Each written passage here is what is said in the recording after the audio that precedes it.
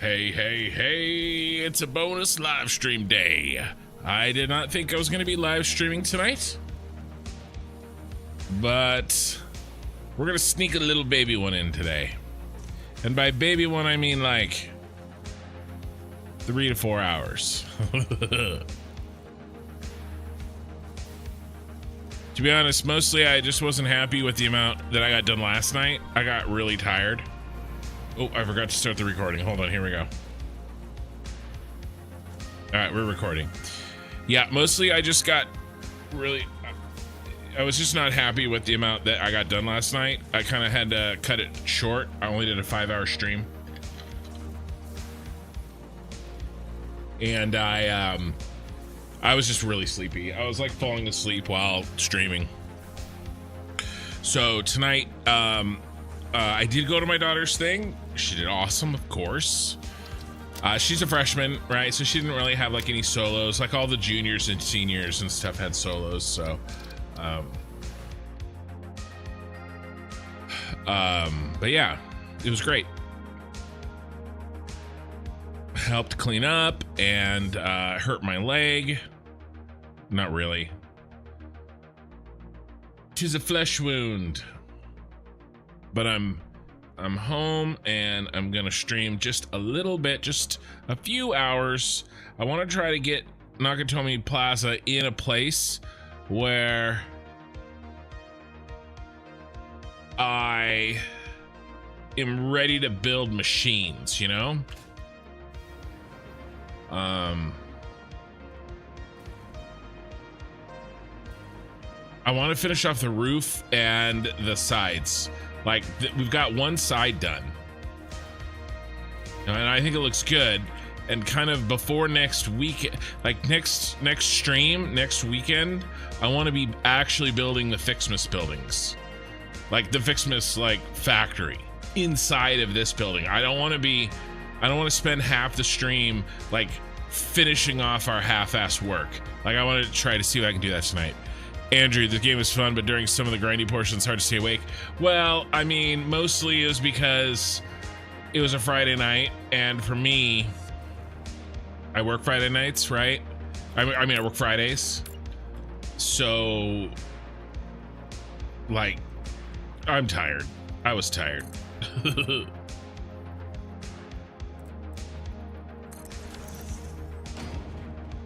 Oh, I forgot. I've been resetting my computer before I stream lately, and it's really been helping. Hey, Killer Rain resubscribed for 9 months at tier 1. They've been subscribed for 11 months. Oh my god. Killer Rain just subscribed for 9 months all at once. I forgot to set my my Corsair settings, so my buttons weren't doing what they are supposed to do, but we're all good now.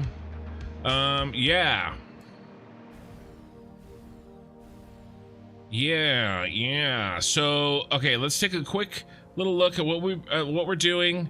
I'm kind of going for a candy cane. Then we work 11 to 10 on Fridays and pass out of my chair around 3 to 4 a.m. Yeah, so I'm kind of going with a candy cane look here, as you can tell.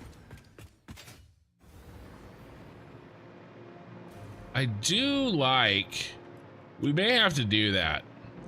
I tried something here. I put red going up so that the ceiling is reflecting. I may have to do some more of that. It looks really good looking down, but looking up, some of the effect is missing. But it'll help when we get more machines in there. But I don't know. We'll see. We'll see. That a little distracting.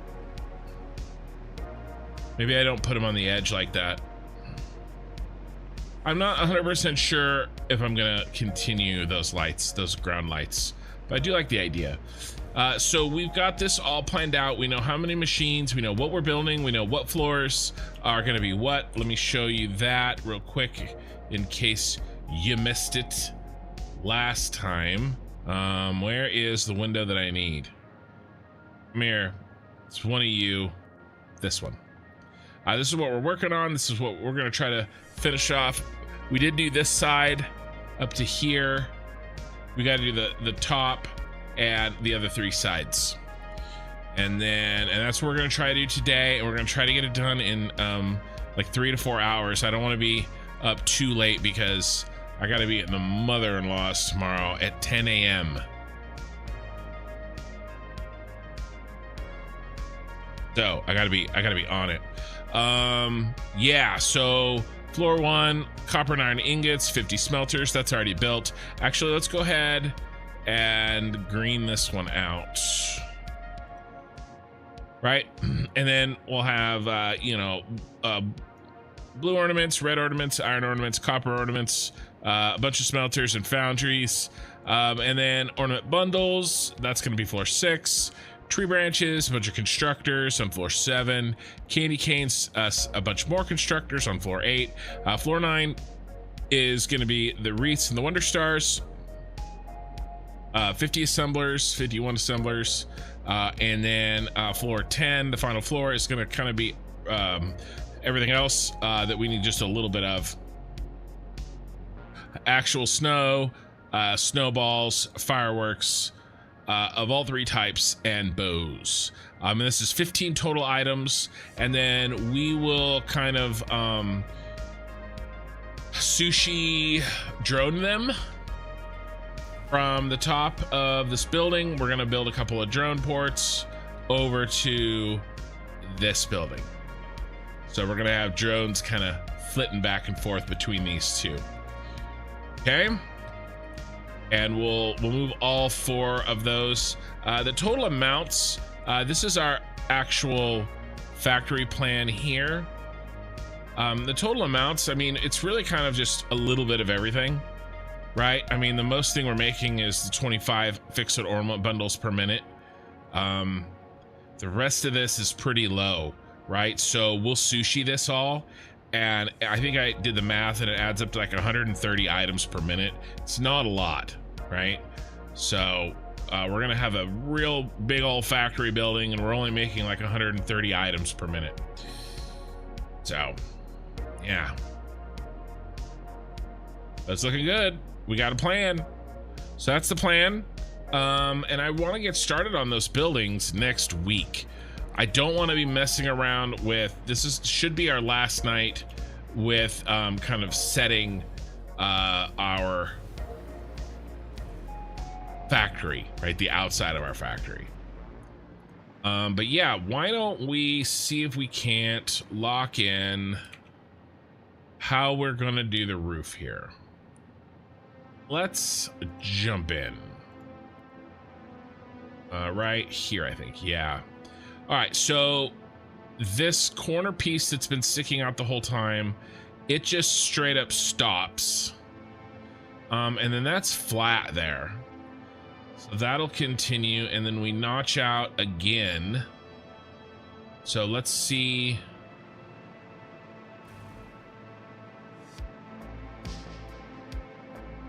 We've got a notch, then we notch again. That's here. And then we do like a double notch thing here.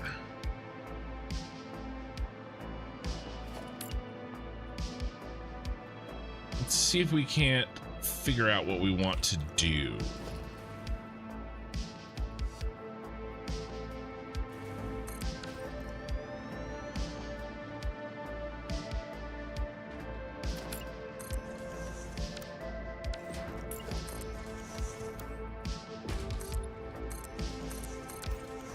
Turn the light on. It was like some kind of corner.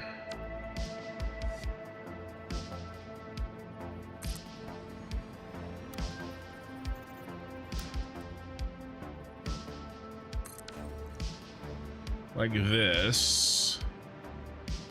And then how high? Same height as this one. It's actually a little shorter. Do instead of 3? We did 3. Let's see if we like 3 first.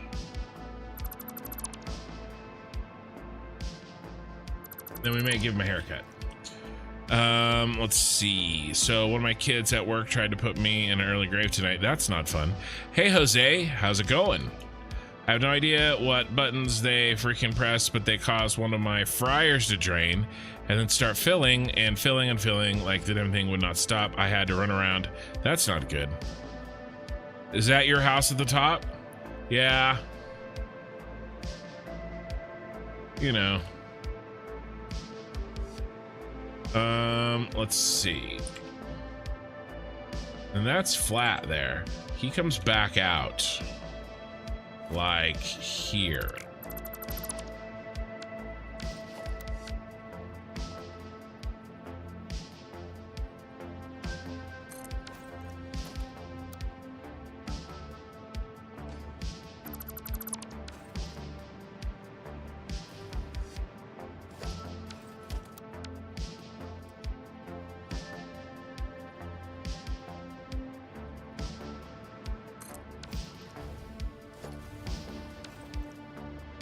Let's get us a little bit more power.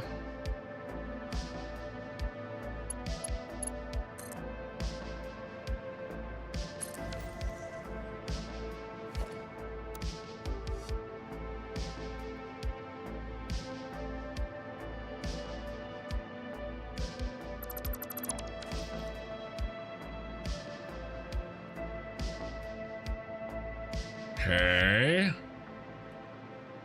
Okay.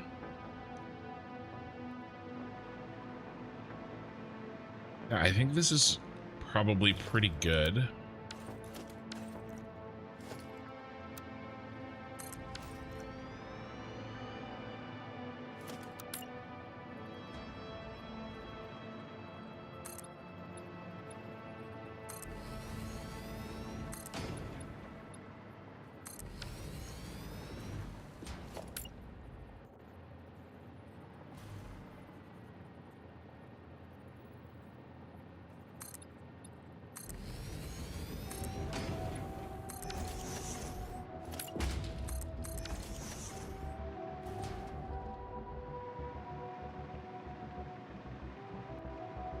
That looks good. That looks nice and strong.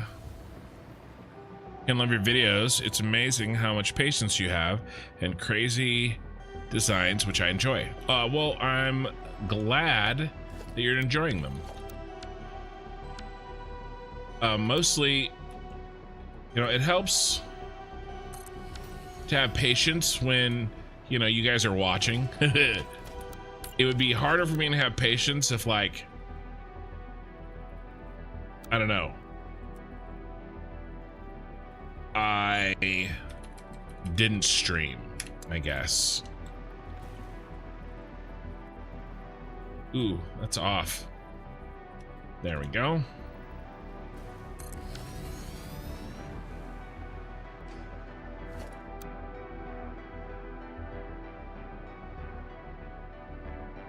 So thank you guys for watching, because it helps give me more patience.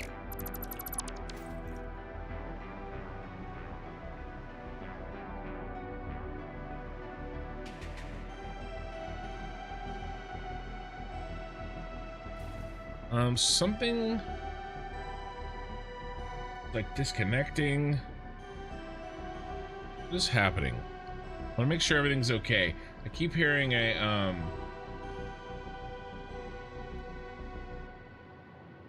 Windows notification. That always scares me, but like I'm still live on both YouTube and Twitch, and I'm still recording. So, and I can control my character at least as well as usual. So I don't think that, I think we're okay. Okay, let's continue building this top. And I think I want to go like it'll be too squatty if I get rid of this third layer. So I think I'm gonna leave it that height. All right, so let us try to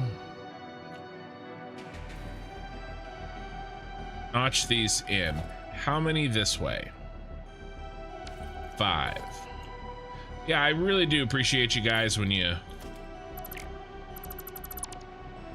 know, everybody watching, and it matters, you know? So thank you. 2, 3, 4, 5. This should be good.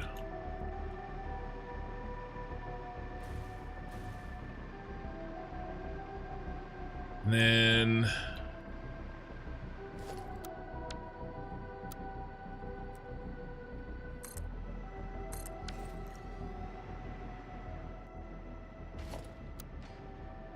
you know, and there are some times when I really don't want to work on a video, you know. I almost always want to stream. That's never a problem. But, you know, it's like, oh, well, geez, you know, I gotta do it. I gotta get in there for my fans, for the people.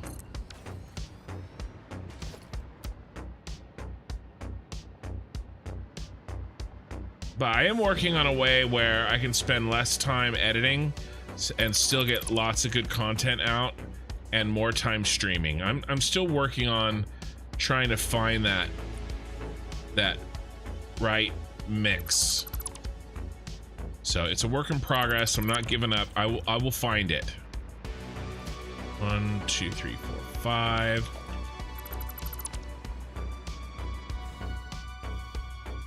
Ooh.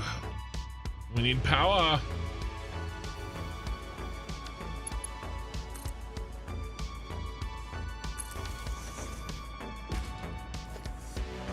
Three, 4, 5.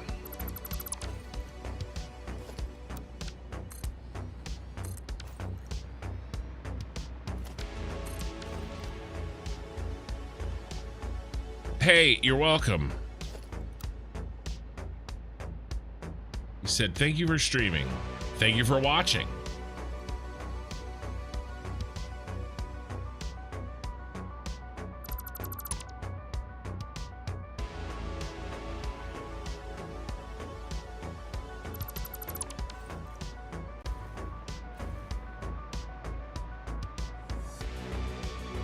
Okay, all right, all right. This we're gonna close up.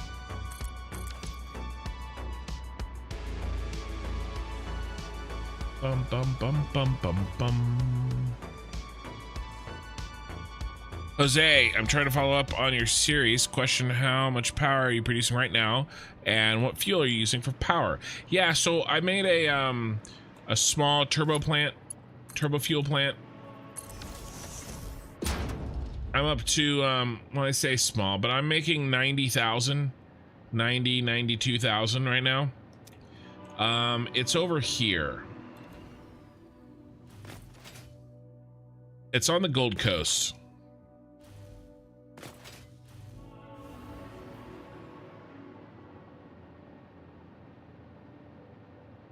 So it's dealing with all of the oil on the, my hands are like freaking out, on the Gold Coast, right? Which I think is 1,800 oil per minute, off the top of my head. Most of it is turbo fuel, but I didn't, I ran out of local sulfur and coal for the turbo fuel. And so, a lot of that, the remainder is fuel, right? See the yellow is the fuel, and then the red is the turbo fuel. And then the bottom down there are the rows on the bottom floor. You can see the pipes from this far away, but you can't see the, the fuel generators. But yeah, that's where the majority of my power is coming from. I do have a coal plant. I don't know if we can see it here. I think it's in, like that. One of these holes.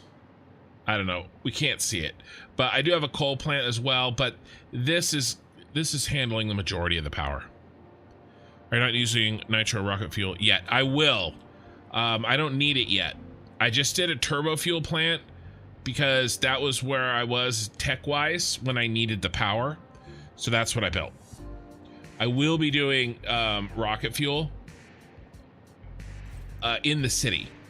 That's actually it probably won't be the next building. I'm probably gonna do some basics buildings and get some things automated, but up here. But when we run out of power, this area right here, you can kind of see it's a big L shape, right? So corner, corner, corner, corner, corner, corner, right? This L shape in here, that's gonna be our rocket fuel factory. And we will use nitro rocket fuel. And we'll do it in this sort of L shape. It's taking up a huge chunk of the city. We just haven't gotten there yet. And we'll use all the oil in the purple crater. We'll train the liquid oil up, which is gonna be fun. It's always a little bit of a challenge to train fluids, but we're gonna do it. It's gonna be a good time. So that's the plan. And then yeah, lots of rocket fuel in this section of the city. So this whole quadrant of the city is actually our Fixmas factory, what we're working on right now. And then I'm guessing that the rocket fuel plant will come up to maybe half or 3/4 of this Nakatomi Plaza.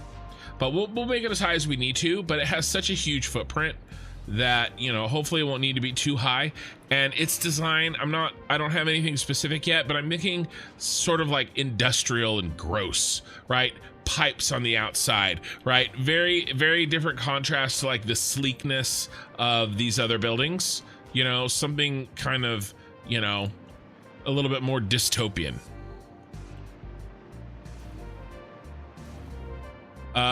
Yeah, just finished the Let's Play episode 15 where you've planned the Turbo Factory by coincidence. Yeah, that's the last one that I posted up. Yep. So yeah, let's see. What are we doing? Another 2-notch out. Let's continue this down. Actually, no. Should we wait on this?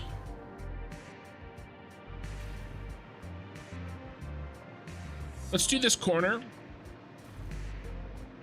And then let's get rid of this. This is ugly. I don't like it anymore. We don't need it anymore. We were sort of measuring how high we were gonna make this thing, but we don't need this anymore. We don't need you anymore.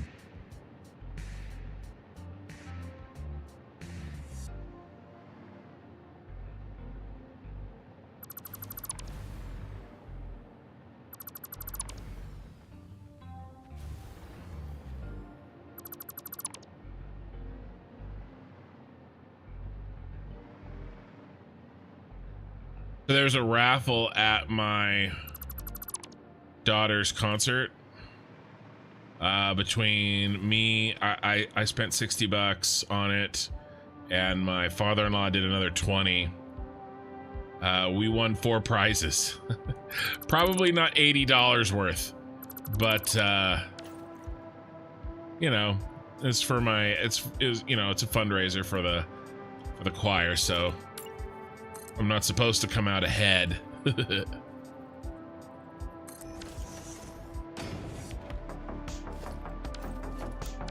But it was fun. One of the prizes was movie tickets. So I'm gonna be taking my wife out to see probably Wicked. We're probably gonna go see Wicked.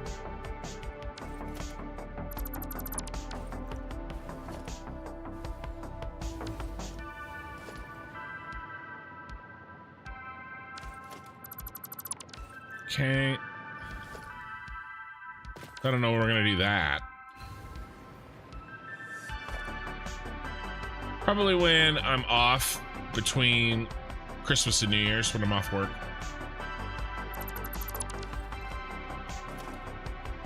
But that was cool. We won those. We won some, there's a local roller skate rink. We won some passes for that, so my kids will be happy to go do that.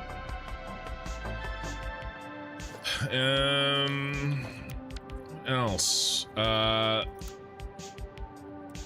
We won this, like,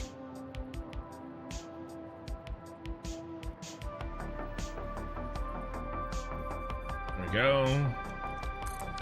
It's a basket that I'm not even sure what's in it. Oh, and then we won a box of puzzles.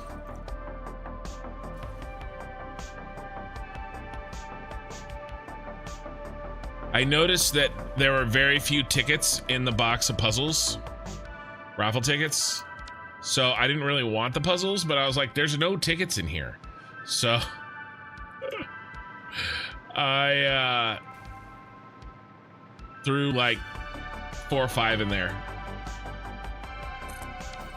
And we won. So what are you gonna do?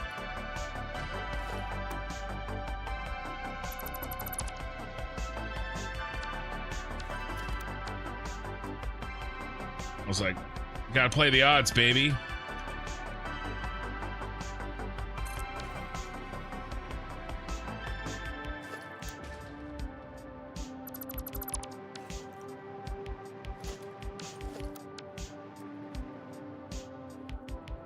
So it was fun. My wife she hand painted a bunch of the decorations. Everybody was just freaking out about her artistic ability, which is pretty common. Pretty common. In fact, if you guys look at the, I don't really talk about it too often, but if you look at my channel, I have a shop. That shop is my wife's website. That art that is for sale, that's my wife's channel, or my wife's website, and it's her art. So, yeah.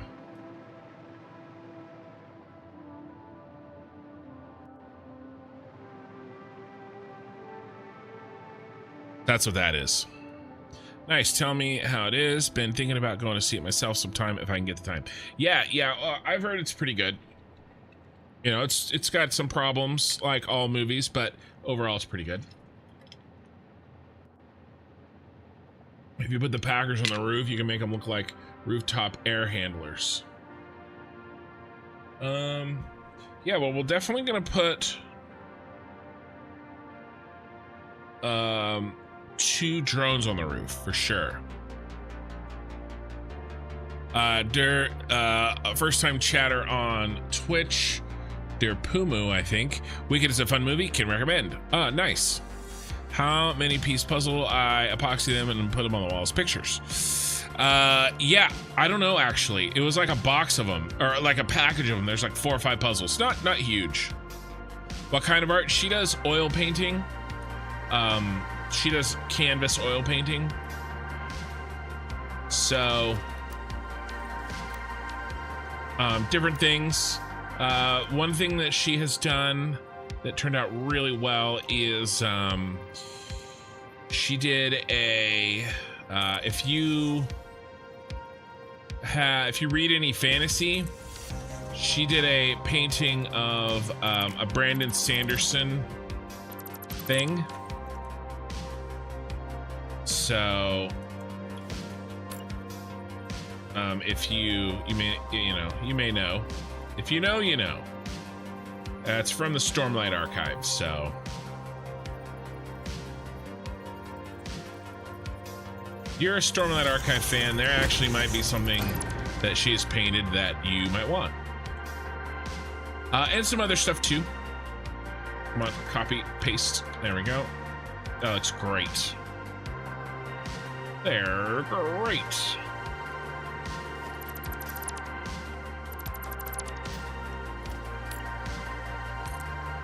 But yeah, you can just check out, literally it's the store on my YouTube channel. It should literally be there, like really easy to see.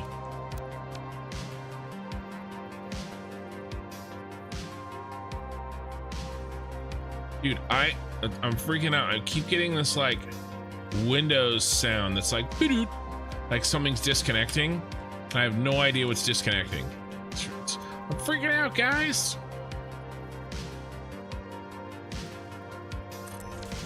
Permission to freak out.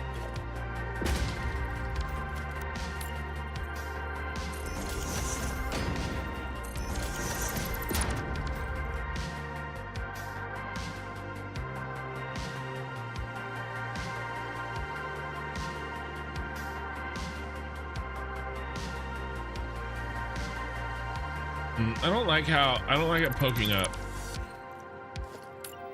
Instead, do this. And then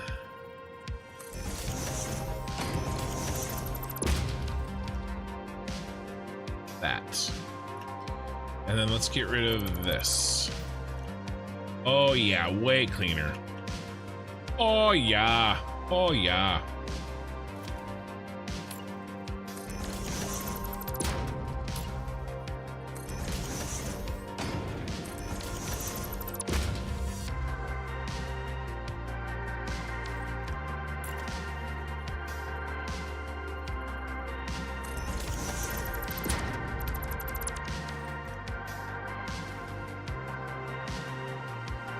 That looks so good.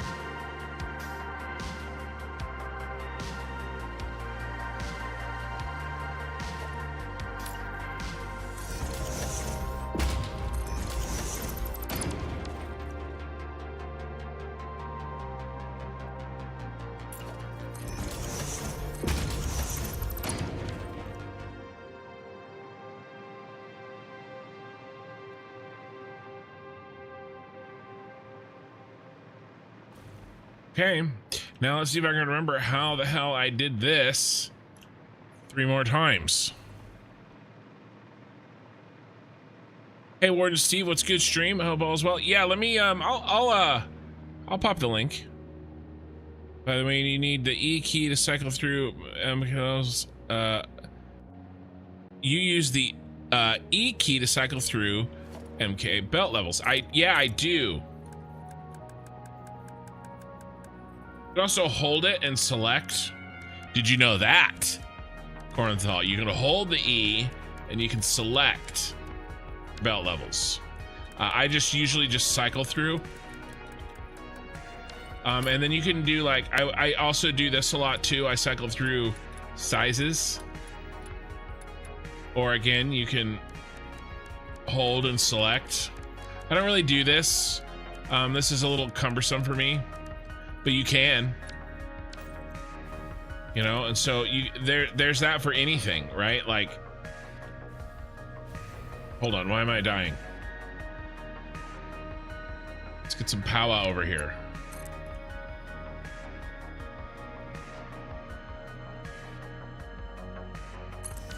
Somewhere I won't delete it, but like, you know, I can cycle through all the little signs.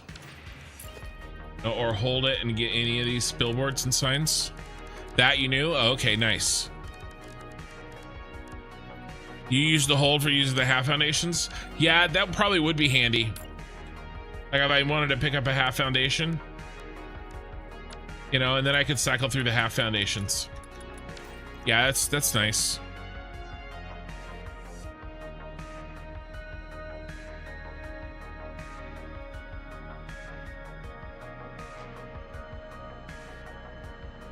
Here's a link to the store that I know. Yeah, let me put a link.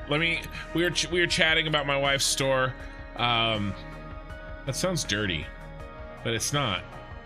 Let's see. Let's do.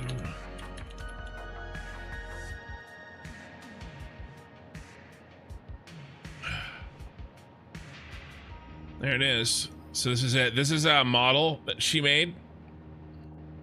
or the painting. If you've read any Stormlight Archive, you will know what this is. If you haven't, then you won't, and I'm not going to explain it. But these are her paintings that she's done. These are the big three.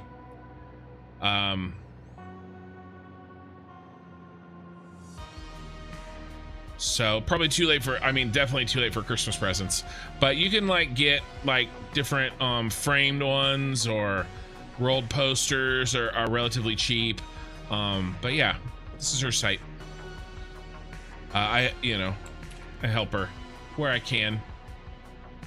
I'll post it in each Twitch and YouTube, but I don't talk about that too often. Oh, it's in the chat already? I don't even see it. Well, I'm gonna post it anyway. This is, yeah, I see you say that you're gonna post it, but then I didn't see you actually post it. Oh well, either way, there it is. Okay, we're just chat. That's what she does. She I don't have any pictures of it, but she painted my daughter's thing this evening was Broadway. That was the theme, and so my wife painted a bunch of the Broadway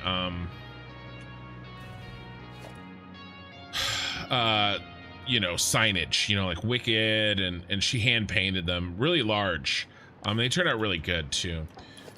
Okay, let's see if we can figure this out. How far down are we going? 1, 2, 3, 4, 5 is the first one.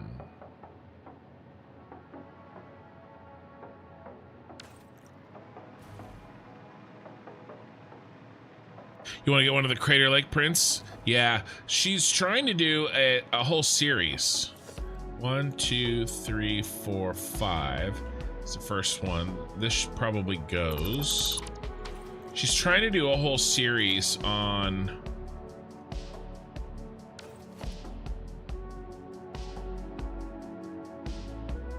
Let's just get rid of these. 1, 2, 3, 4, 5. That one there. And how far back do we go? 2. On national parks, United States national parks. She has a bunch of them planned. We moved, and it's been really hard for her to get back into. Well, she started teaching too. She started teaching art at a local little school, and so after we moved, it's just been tough, to get back into the swing of things. All right, we cut it here, right? Yep. But she's got a month off of the school, and she finished all of the stuff for my daughter's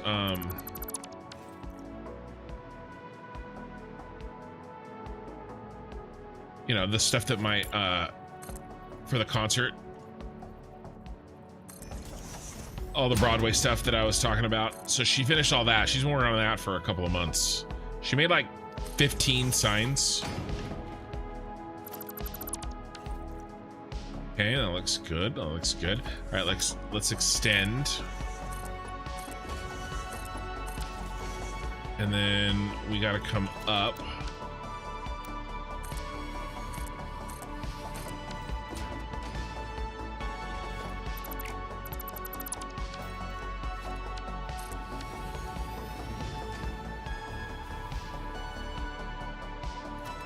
So she's gonna try to get back to working on those, let's do this.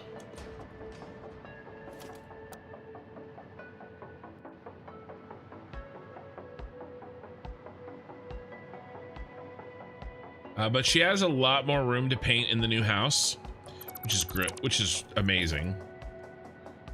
She has an entire space rather than just like a nook in the dining room. So it's really nice in there.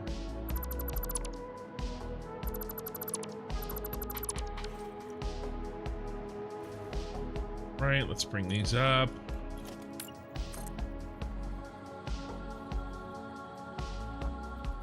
But basically, like, my favorite pastime is listening to people freak out about how much talent my wife has. Like, that and my kids. Like, it's my favorite thing.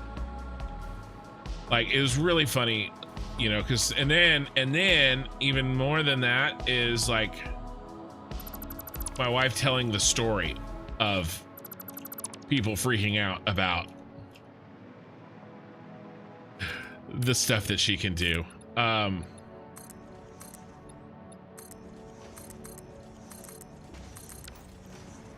Probably 2, right? How deep do we go here? Giggity.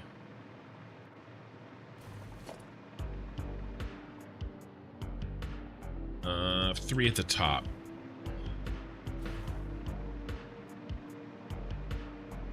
Because she didn't just paint the hand paint the decorations. She also took all the kids'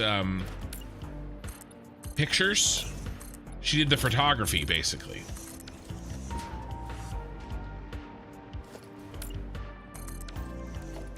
And so it's really funny because people were like, oh my gosh, these are so amazing, you know, and they're kind of freaking out. And like, then they found out she did the photography too, and they're like, oh my god, like, it's really funny. I enjoyed myself.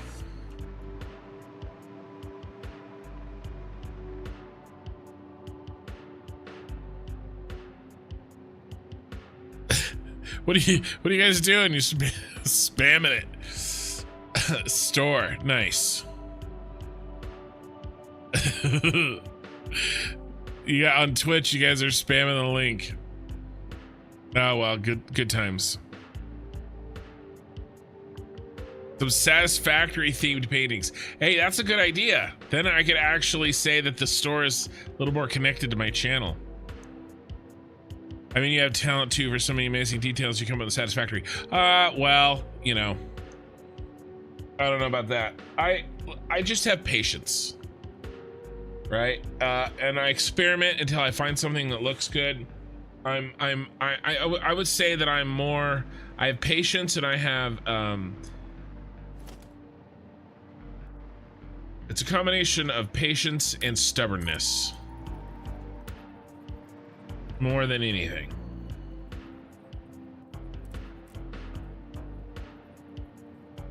All right, let's see if we can figure this out.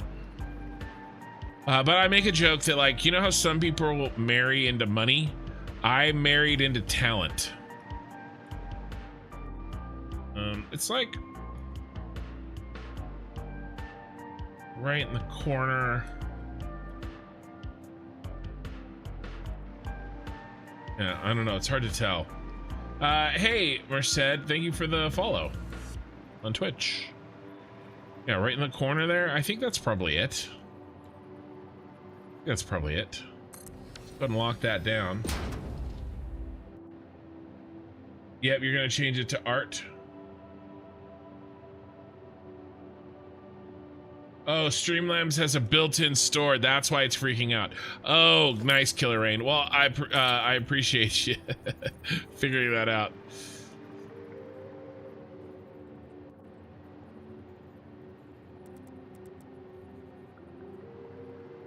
This is kind of the most pain in the ass part of this, but it's really not that bad, honestly. Oh, let's put in our walls here.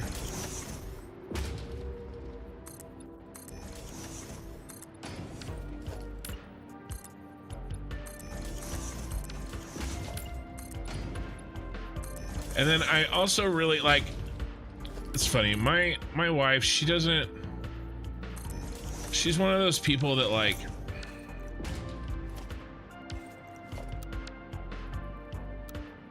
doesn't want to. She's very. She has a hard time like advocating for herself, right? Timid isn't exactly the right word.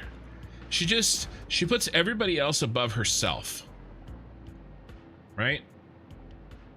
That's really it, right? And so it's very difficult for her to advocate for herself, and so I do, obviously, a lot. You know, and she's better. She's so much better than she used to be, like when we got married, because a lot of me is rubbed off on her. Also sounds more dirty than I intended, but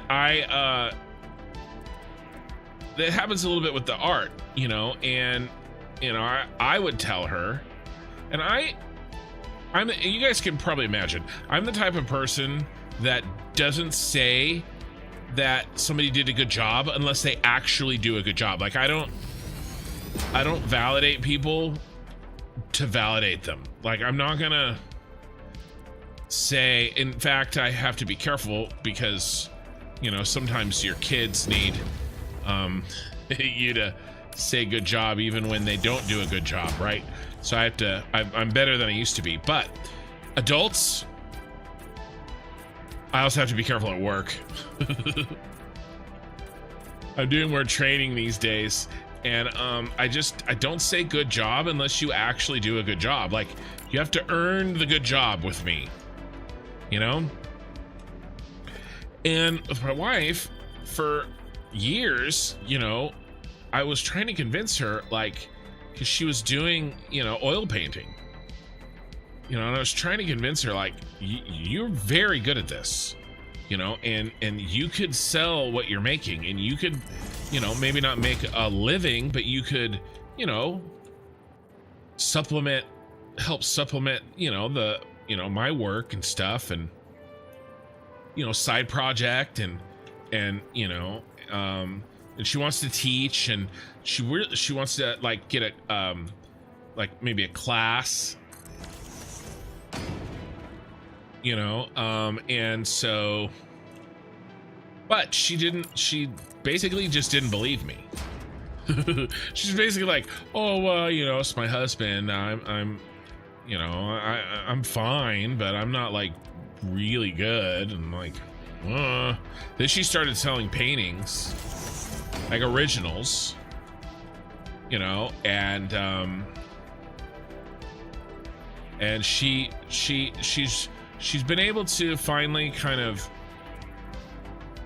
find that balance between like modesty and false modesty, if you know what I mean, which is hard. I understand. It happens to me sometimes when you guys are like, oh, Ken, you're so good at this stuff. I want to be like, well, not really. I just, you know, I mean, I'm good at some of this for sure. But mostly I just don't stop until I get it right. That's most of what my success comes from. But anyway, yeah, so it's fun to see her like kind of in her element at the concert that I was at, you know, and everybody's like, oh my gosh, these look so amazing. And, you know, she's just kind of just stands there and smiles and kind of glows, because I've been telling her for years that she is that good. And, you know, so it was nice, you know. And then my daughter, you know, like I said, she's a freshman in the choir, and so it's you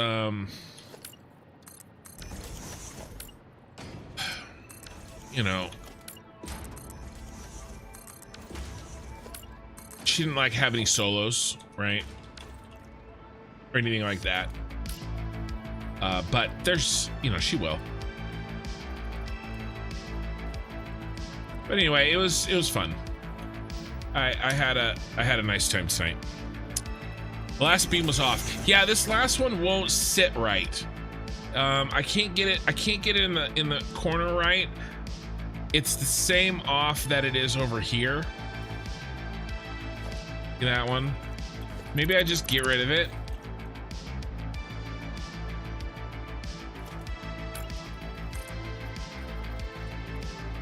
Can't get it to sit correctly. Or maybe we go freestyle, freeform. Ooh, freeform might work. The other one I was doing was diagonal. No, that looks really crappy. Yeah, that's not really working. Let's go back to diagonal.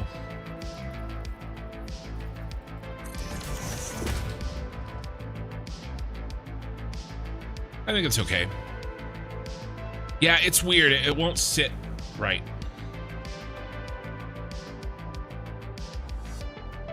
Let's see.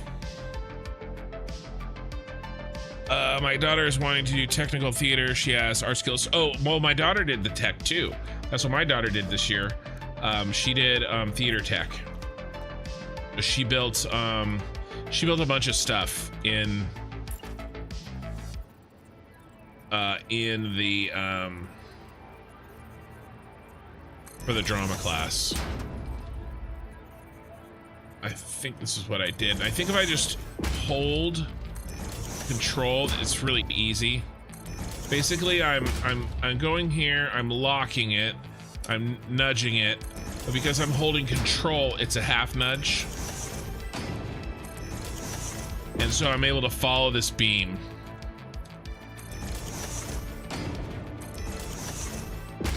And this the sign, the width of this sign is going to cover sort of a multitude of sins.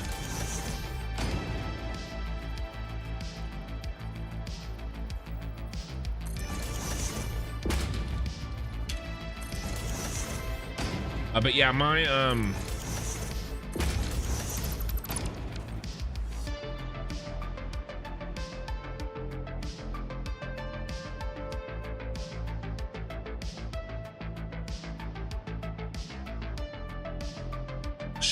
she's way more talented than I am. And that's the way it should be.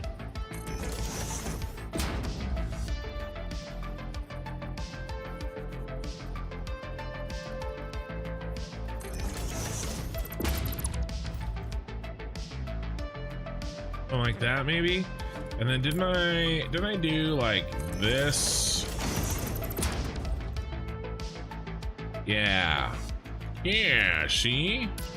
All right, and then I think we did this, and then that.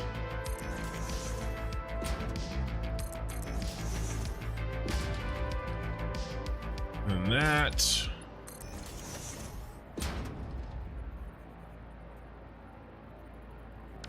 And then I don't know if we did anything there. All right, let's do these.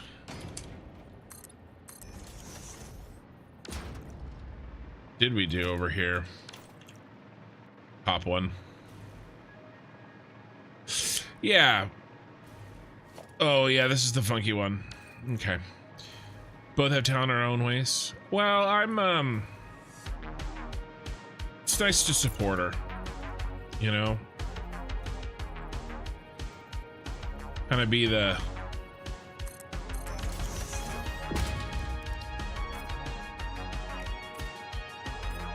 let's be honest, you guys, if you've been around my channel a while, you could probably guess that I have a tendency to, you know, if you were to meet me in person, I'm the kind of guy that will often suck all the air out of a room. Like, you know.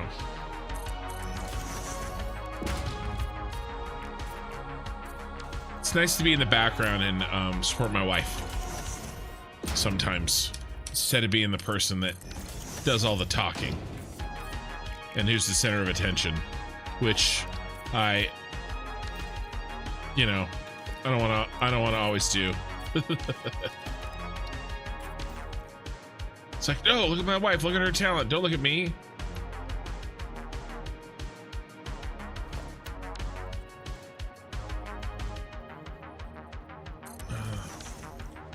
All right, let's do this. But I have my things, you know. She has her things. She supports me in mine. You know, I support her in hers. I mean, she was she helps me get all my shit set up for every single stream. She's up here like, you know, help me get ready.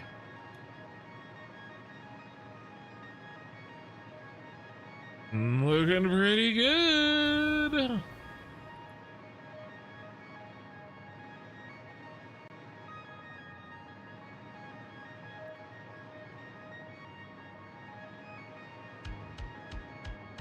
Okay, cool.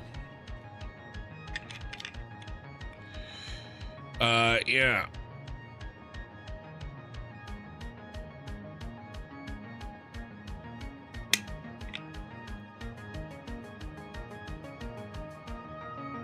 I'm not super creative, but very driven. Yeah, I've also gotten to the point where I kind of know what I like. That helps a lot.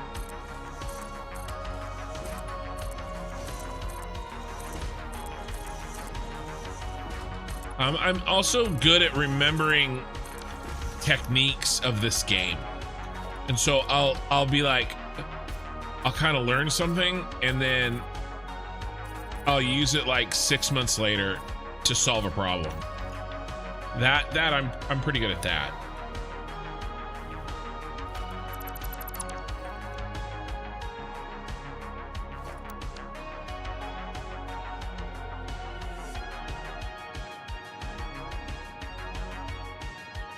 What's wrong? Oh, I need to do this.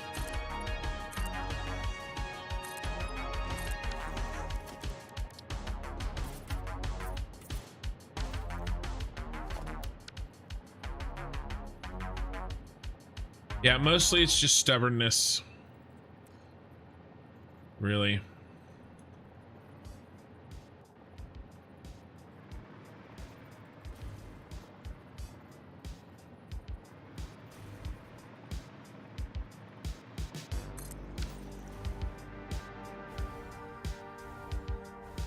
All right.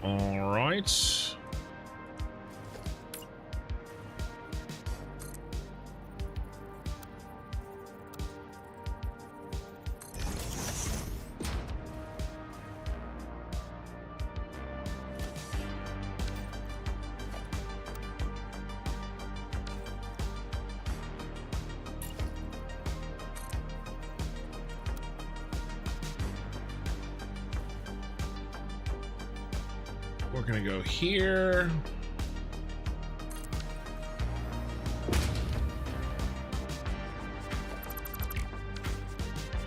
Correct. Yeah, I think that looks good.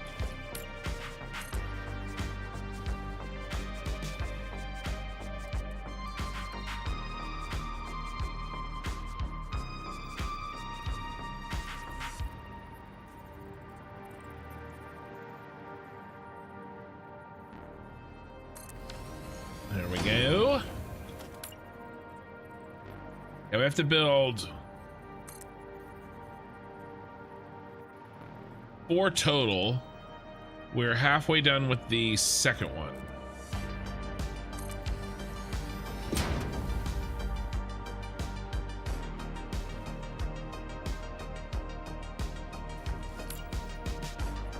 Getting old, dude. Embrace it. I'm trying. We've talked about this before, but I mean, this channel is absolutely just nothing more than a midlife crisis. I'm gonna start a gaming channel at 40. Hey, you do that.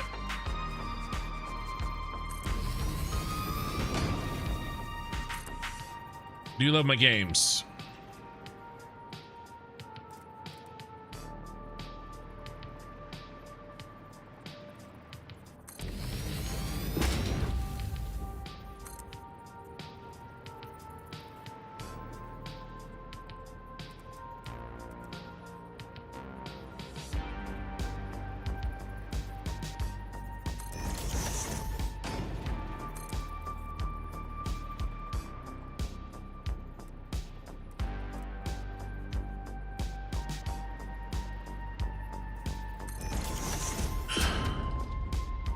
Geriatric oasis. Virtually more of a wallflower, very quiet one, social settings anyway. Yeah, my wife is very quiet. She likes to watch and be, you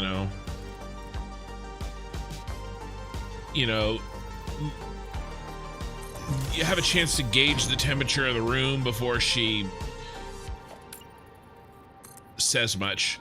But if she is comfortable around somebody, then she opens up pretty well. Now she's an introvert in the sense that like it's very tiring for her to, like, when we have people over. I have people over a couple of times a month usually. Usually it's one of my kids' birthdays. I have so many kids. I have lots of kids birthdays. But ooh, yeah, that's all right.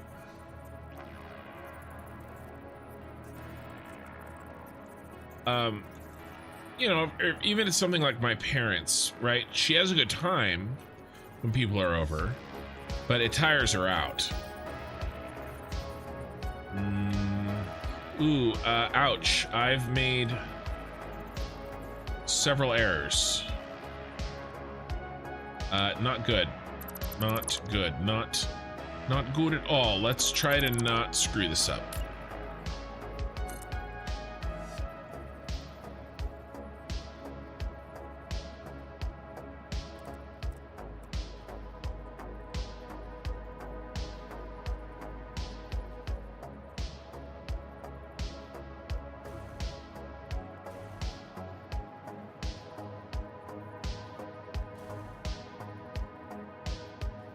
Come on.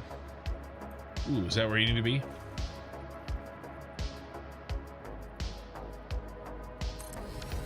Whereas I'm the kind of guy that, like, I'll do all the talking. As you guys can tell, because I have no problems talking for, 14 hours straight.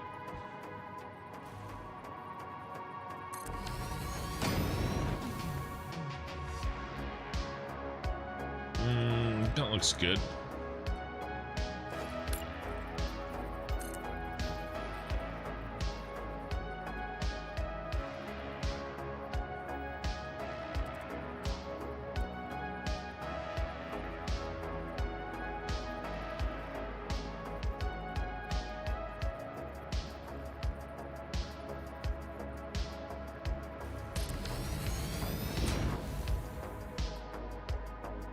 All right. I gotta be more, I just gotta check them a little bit more thoroughly. Make sure that I hit the correct height. But I think we're back in our flow here.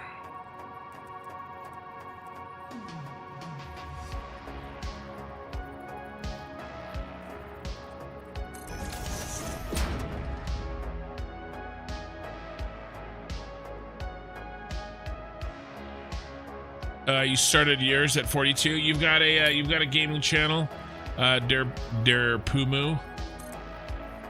Yeah. Well, I mean, I think that there are people that want to watch some gaming live streaming that don't necessarily click with the younger live streaming, the younger live streamer. I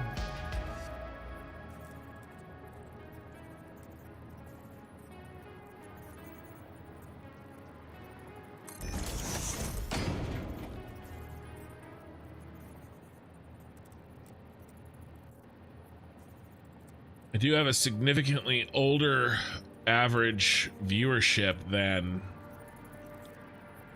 many other streamers.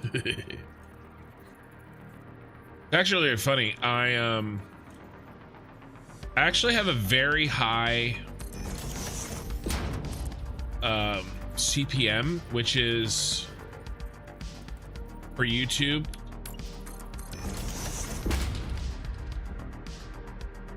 Yeah, that's looking good. It's the rate I get paid for every 1,000 views. It's very high for a video game, like for a gaming channel.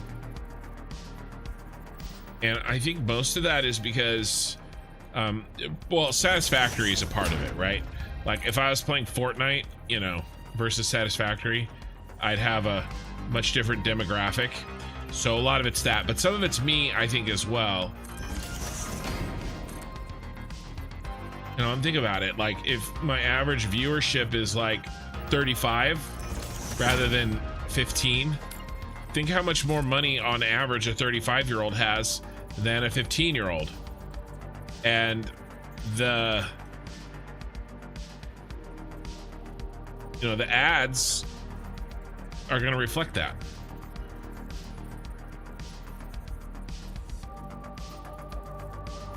I also think I probably have a very high amount of, and did the same thing happen over here? Yeah, it did.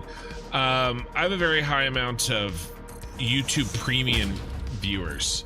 Like, think of all, like, I forgot to rotate that one. Think of all, like,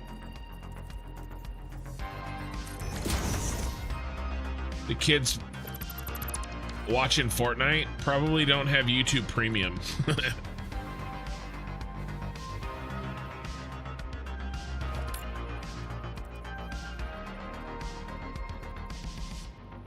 You're doing some Factorio. Okay, cool. Yeah, that's probably where you found me, huh? Because I was doing one night a week of Factorio, which I'll get back to you next week.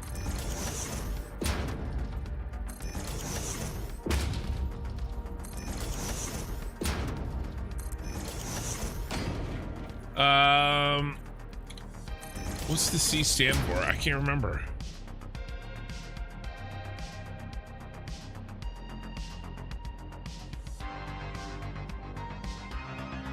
Let me look.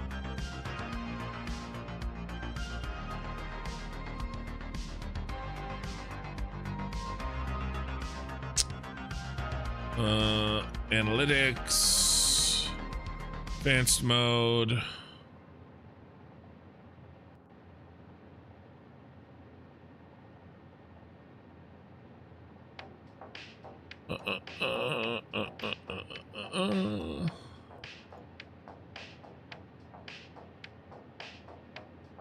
Yeah, what does CPM stand for?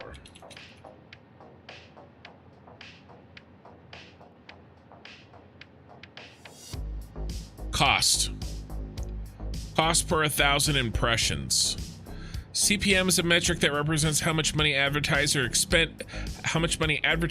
are spending to show ads on YouTube. You'll see a few different CPM metrics on YouTube. CPM, the cost an advertiser pays for 1,000 ad impressions. So when you see an ad,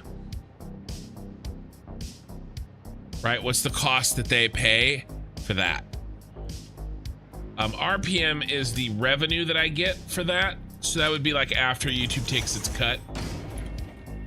But basically on my channel, on average, I have a very high CPM for gaming, right? And different niches of YouTube have different CPMs. So like a crypto channel or like a finance channel or a real estate channel, that's gonna have a very much higher CPM than like a Fortnite channel, because the people watching them, like, you know, advertisers are willing to spend more to advertise on those channels than they are on other you know, because those viewers have more money. I mean, that's all it comes down to, really.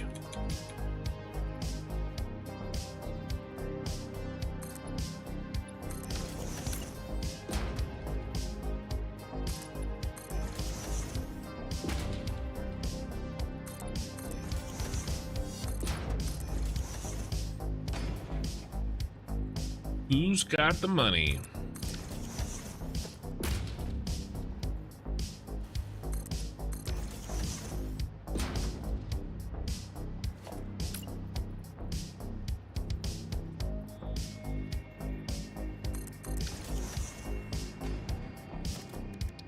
Right, let's knock out these.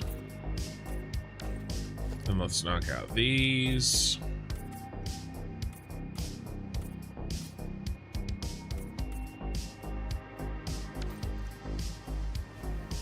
Right, let's clean this up. I don't remember how. I think I did this. Then I did that. Paste, paste. Looking good.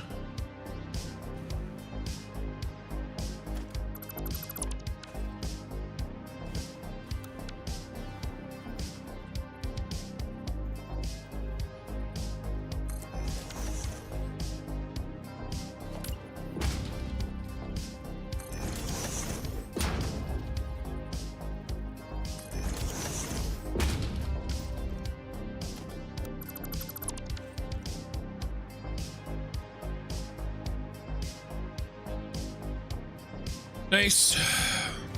All right, well, 2 sides are done. We are doing well this evening.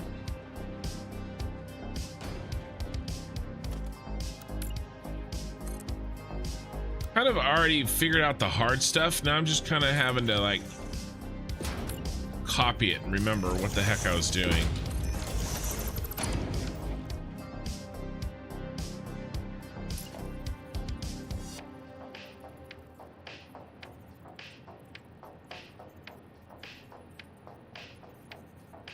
There we go.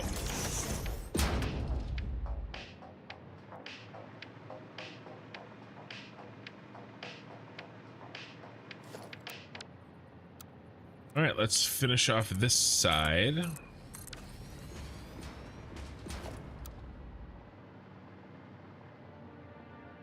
But yeah, I was talking about last night how I am strongly considering playing Ashes of Creation when it comes out. I am an MMO man at heart.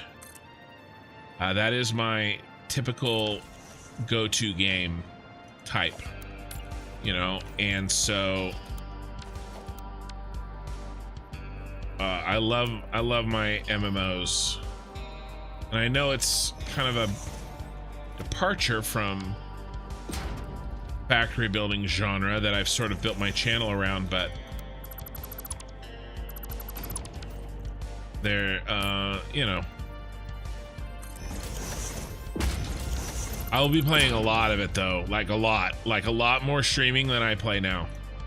Like I'll have like 4 to 6 hours a day every day, like 7 days a week. I'm not shitting you. Like when I play MMOs, I play them. That is my jam. And I probably won't play anything else, which is also kind of my jam. When I do it,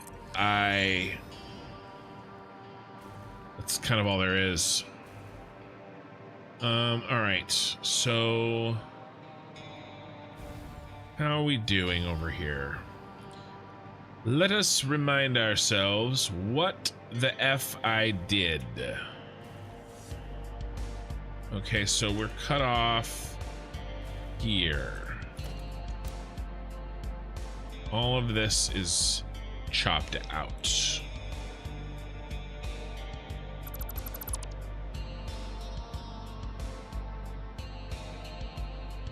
But I will make sure that, you know, we finish this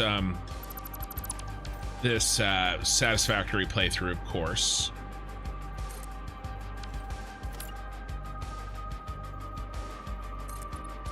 I think we got like probably about another year before that game really comes out. You know, I might do a demo or something. You know, that's not out of the question, but I'm probably mostly waiting for the game to be in full release.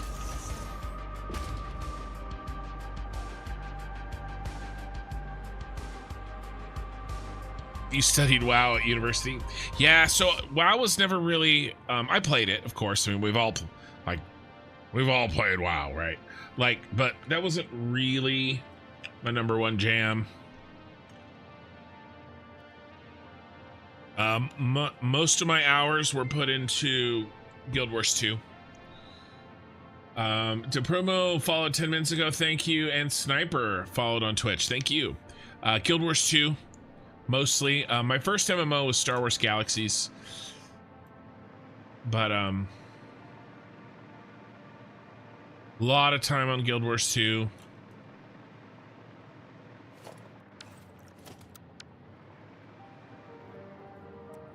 We need to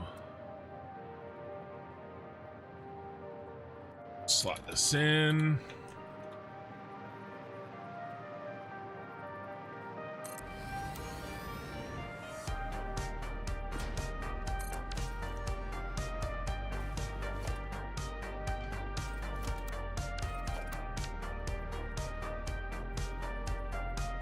Come on, get in there. I don't care what you smell. All right, and then we'll clear out this.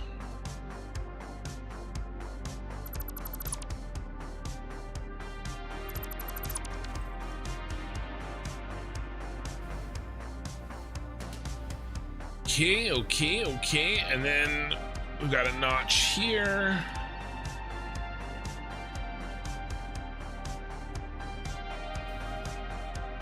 And I just found you in Twitch recommendations.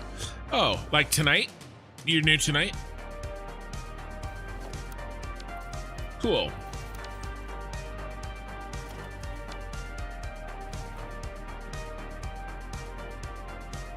Should be there, there, and there. Yeah, like an hour ago. Sweet, thank you, man. Well, welcome. I haven't even really taken the time. I need to. I've sort of been focused. This weekend's been really weird streaming for me. My schedule's been off. So I jumped in tonight and I just like went ham with what I'm building. Usually I do a bit of a tour, kind of catch people up.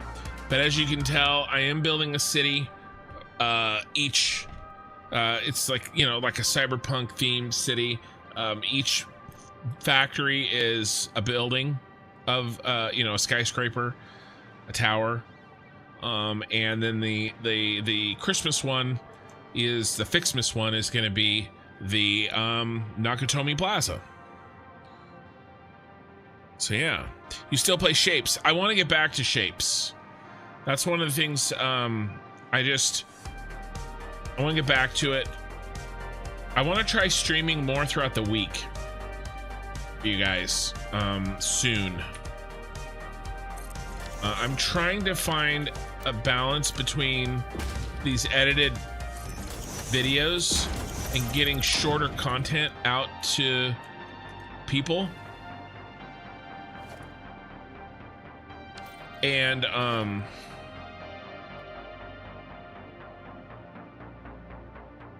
you know, live streaming more. Trying to find that balance. And it's still a work in progress, but I've got some more thoughts and some more things I'm gonna try soon to try to get us there. Let's see, 1, 2, 3, 4, 5. The bottom of 5. Yeah, I will, right, so 1, 2, 3, 4, 5 at the bottom of 5, so these go. Yeah, I will, I always end up leading my MMO guilds. I don't intend to, but it just happens. I become an officer, and then the guild leader's like, haha, I got this schmuck that can, you know, take over, and I don't have to do it anymore. I will try not to lead a guild in Ashes of Creation if I'm streaming, but I will probably be an officer in that guild. Yeah, I mean, it'll happen. And then, yeah, I'll have a guild, and, you know, the viewers will be able to join it. I know where this is going.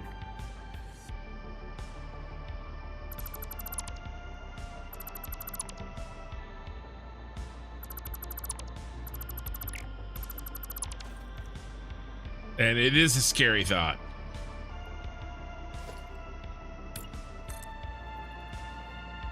And then I've got a buddy who I played my last MMO with, which was New World. And he's got a channel as well. It's not, you know, it's still kind of trying to find its feet. It's not an established gaming channel like mine is. But, you know, we'll probably be on voice comms on each other's channels. If that makes sense. But I said this last night. My brothers, I'll also play with my brother. I always play my MMOs with my brother. I will not be putting his voice comms where anybody can hear it because, well, I don't want to lose my channel. He thinks he's so funny and so edgy. I'm the oldest brother. He's the baby brother.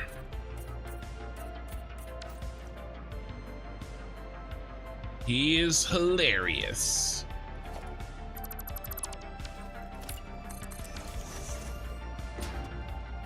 All right, that is like way in my way. All right.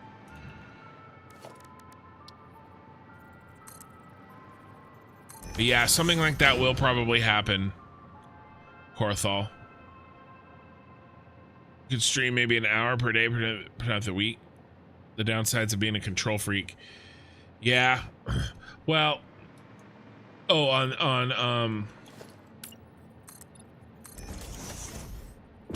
which things specifically, Flem?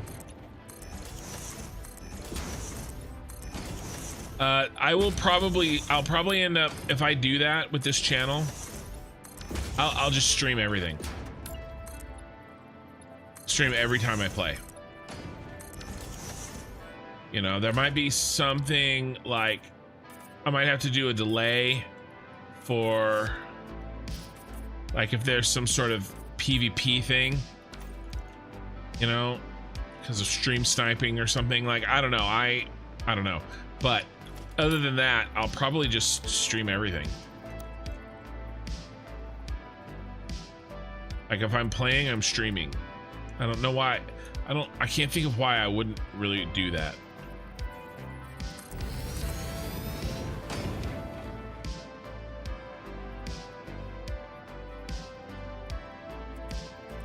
And then we just hang out. And we play. But again, that's a long, if I'm ever gonna go back to New World, probably not. No, probably not.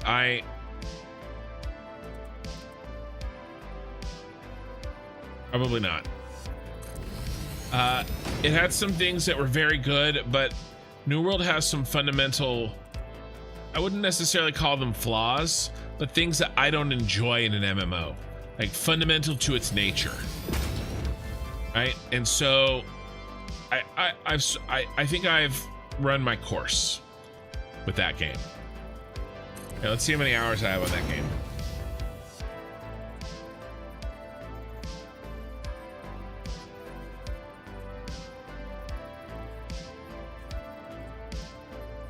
Mm.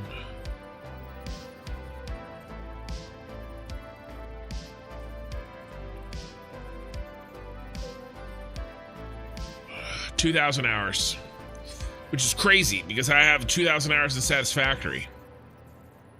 I have more because I have some on the public test realm. I like exactly 2,000 hours. Satisfactory, I still haven't passed the hours that I put on New World. Right, I need another 150 hours and I'll pass it. Right, I mean, that's I don't have anything else that's even close, I don't think, not on Steam, because I think I have 8,000 hours on Guild Wars 2. I think it was 8,000 hours when I last looked. I played that game so much, you guys. And I did almost all of it was PvP. I love large scale PvP. Not like esports, not like that kind, like open world PvP, and like large scale. That's what I love. And I would raid lead it.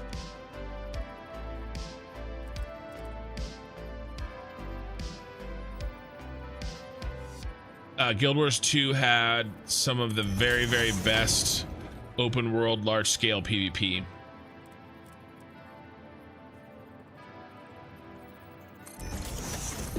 And it was very, very fun. Yes. CM Burn, I am. Oh God, uh-oh. CM Burn on Twitch, he knows what I'm talking about. Things might get spicy here if he tells me what server he was on. We might get our first ban. I might ban my first person ever on Twitch, depending on... No, I would never do that. All right, come on, tell me. What server did you play on? Guys, it was like, if you don't know, think of like college football rivalries. That's the closest thing that I can, oh, some German server. Yeah, I was in the best Guild Wars 2 World v World server. Number 1. We were the most hated. We were the best. I'm gonna tell you a story. Yeah, World v World and Guild Wars 2 was great. It's amazing. There's nothing like it. Unbelievably amazing. What server did you play on? Yeah, New World had some fun things. Downside being control freak, about being a guild leader. Yeah. I got you, Flint. Yeah, I don't like being a guild leader because of the responsibility. But I handle responsibility well, so I end up being a guild leader. It's kind of like the saying, the person that doesn't want the power is the only one that should have it. Fortunately, that's been me way too much.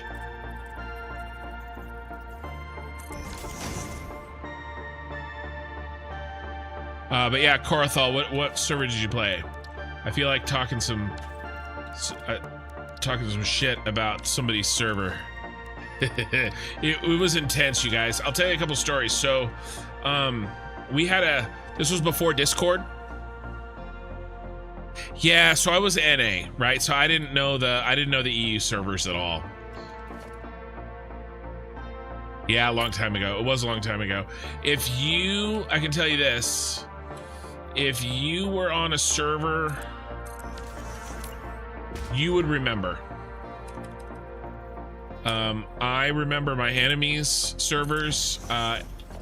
It was a big deal. So story time. Okay. This was before Discord. Discord was just starting, right? We still mostly communicated through forums and TeamSpeak. TeamSpeak 2, right? So it was mostly forums. And then we had a server-wide TeamSpeak.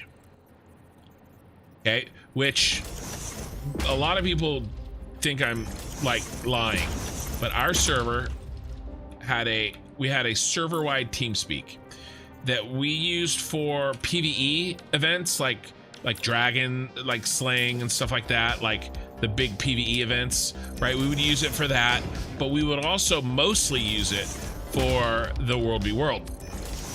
Okay, and so Guild Wars 2 came out with this thing called seasons, right? They did season 1 and season 2, and like I told you before, it's like college rivalries, right? Like we hated the other side, right? And then they would try to poach. They would poach guilds. They would poach. We called them commanders or raid leaders, right? Like the best raid leaders would try to be poached, or guilds would switch servers. You know, if they could transfer, the transfer windows would show up, and it was basically there was 4 maps, and the fight was going at all times, 24/7, right? And so we'd take these castles, and then you would spend like 4 hours upgrading it, you know, and then you know, you try to go to bed and you hope that the Oceanic time zone shows up and defends it, right? And then you would get points for the week every 15 minutes if you held the objectives, right? The castles and the keeps and the towers, right? And the camps and stuff like that. And so, you know, you would have these big fights, and you would take the castle and sack the castle and reset all the upgrades, right? And then the other team, they would have to, you know, retake their own, you know, and then you had your kind of your home castle, right? That was close to your spawn, and so that was more easy to defend for you. And then you had sort of the enemy's castle that was more easy to defend for them, right? And so and it was major sort of you know, kudos if you could take the enemies, if you could reset the enemy's keep, right? Because the respawn for them is so much more than it is for you. But the thing is that it wasn't just there was 3. So it was, I say World v World, but it was World v World v World. There was 3 servers always fighting. And so that means that you could double team. And all is fair in love and war, right? Yeah, Stone Mist. Yeah, so I did a lot of fighting in on the side maps, not EB, right? EB was the one with Stone Mist in the middle. That one is fun, but I did more of the like I would I'd take the other keep, the main keep on your borderland. That was my jam and my guild's jam. But yeah, so they did this seasons thing, right? And we coordinated with TeamSpeak, and we got really into it. I mean, we were very good. So we would have like nested TeamSpeak voice chats, right? And so I could talk to everybody in my channel. I'd have upwards of 40, 50, 60 people in my voice channel that were in my raid, right?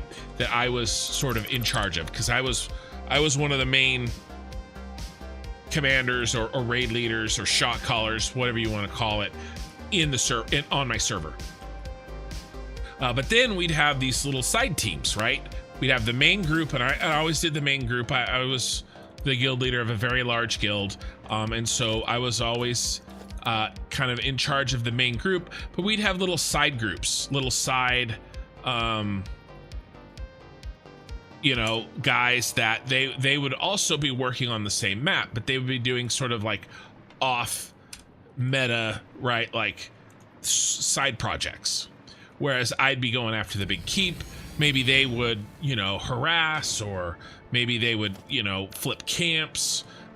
They would harass supply, that kind of a thing, you know. But then we would also coordinate. There was 4 total maps, right, that were always fighting. And so we're not going up that high. Are we cutting this again? 3 up? Yeah, 3 up. right here is cut. And so we would coordinate with the other people on our server on the other maps, because what we would do is we would hit the same, because you could hop maps. So and we would have scouts. So like, let's say, you know, on our borderland, our castle would get attacked by a huge force. And so I would take my group, and maybe we were on a different map, and I would I'd pop over and defend. I'd show up and defend. So what we would do is, but we would coordinate across all 3 maps and hit the same server at the same time on all 4 maps, right? So that they couldn't respond to all of them, and we would take something, right? And so we did that shit all the time, and we were very good at it. And we did it because we had TeamSpeak, and then I had a button, and it was always push to talk. But I had a button that I could hit, and I could talk to everybody that had the same commander tag across all of the TeamSpeak. So even if they were on a different map, I could, you know, I would hit the button, and I would say, you know, I think we had like something that we would say, like, oh, we'd say CC for commander chat. So I'd be like, you know, CC, I'm hitting, you know, JQ, which is one of the servers that we would fight. I'm hitting JQ, you know, in 10 minutes, you know, or whatever, and we'd coordinate. Well, during season 2, where they gave out a bunch of extra trophies, and they like really made it a big deal to win, like gave us an incentive to be tryhards. We got extra like finishing moves, and they gave like trophies for your guild house and all this shit, right? Like some really cool stuff if you won your season. Well, we got really into it, and so did the enemy. Our TeamSpeak server, and it was all run on donation. It was a 1,000-man TeamSpeak server, TeamSpeak 2. We got DDoSed multiple times. Somebody hired and paid for a DDoS attack to shut down our TeamSpeak server during important fights. I don't know if we did that to the enemy as well. You know, if somebody did do that, they never told me, but that happened to us a lot. And so we actually contacted some security places to see if we could, because we wanted to pay for, because we could crowdsource like a lot of money actually. Ooh, I better redo this because I was on freeform. I need to be on diagonal. And so we contacted cybersecurity companies to protect against DDoS attacks, and most of them just laughed at us. They're like, there's no way that you're getting DDoSed. Nobody is spending money to attack a voice comms with a DDoS attack for a game. And you're like, bro, you have no idea how freaking serious we take this shit. Like, it was pretty funny. It was a big deal for us. We did that. I did that for I played that game for probably 4 or 5 years. Seasons being like, when they did the seasons, that was like the pinnacle of that. It was a lot of fun.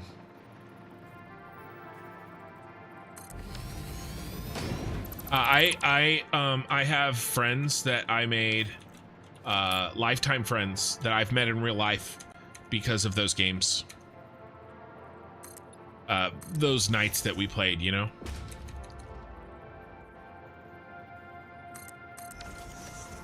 I was telling a story. Let me catch up. You can't remember what server? Some long time ago. Yeah.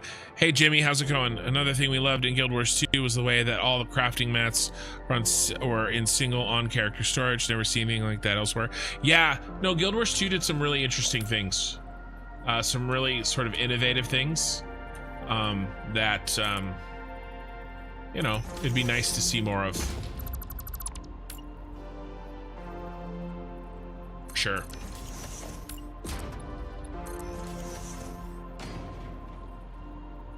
But like I said, I was there for the PvP. That was my jam.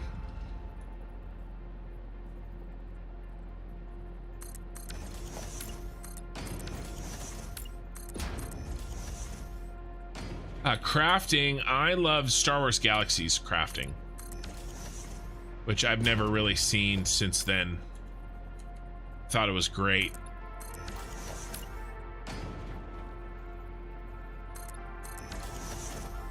All right, we're putting in this and this.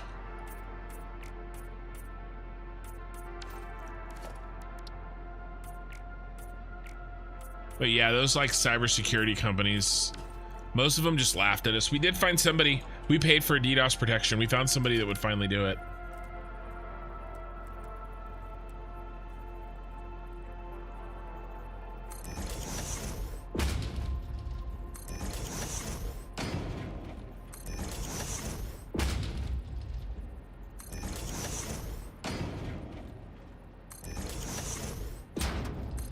We had to like do, like we had spies and shit. We had to do like, every few months we had to reset everybody's permissions, and that only like guild leaders could give out, you know, could authenticate. Oh, we ended up getting an API tool for the TeamSpeak so that we could tell whether or not that person had their account on our server. Like it was intense, man. It was crazy times, but it was fun. I miss those times.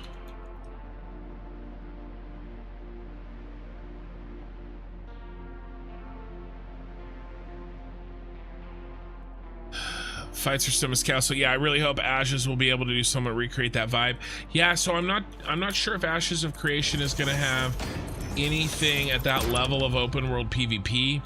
Not where your whole server, there was something about like the server kind of depending on you. You know what I mean? Like it was bigger than your guild, it was bigger than your group of friends, it was like your server's identity, you know? And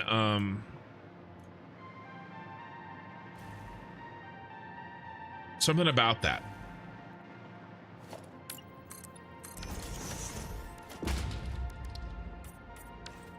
You know, and then the servers were on like this big tournament.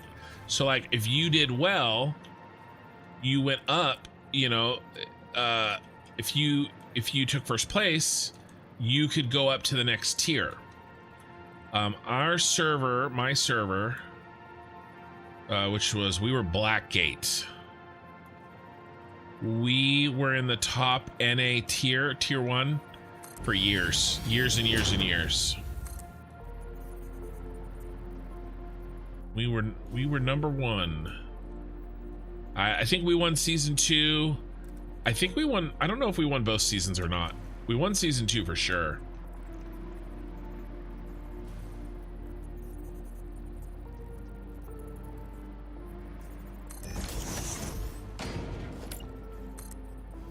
But yeah, it was a lot of fun. But yeah, you could kind of work your way up in the tiers. And we would recruit, you know, and the other teams, they would recruit.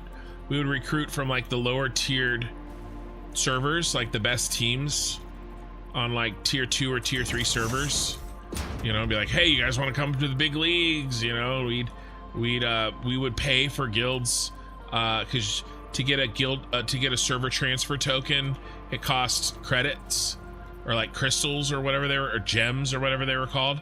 But you could buy gems with credits, and so we would do funding drives to pay for guilds to move their guild over to our server. We did all sorts of shady shit, man.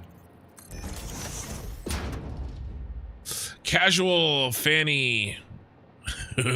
Hey, I just started playing Satisfactory. I'm looking forward to listening to your VODs at work. I never could stick with MMOs long term, but I've found memories of playing Lord of the Rings Online and Guild Wars. Yeah, well, you know, this is, of course, I mostly play, the vast majority of what I play on this channel is Satisfactory.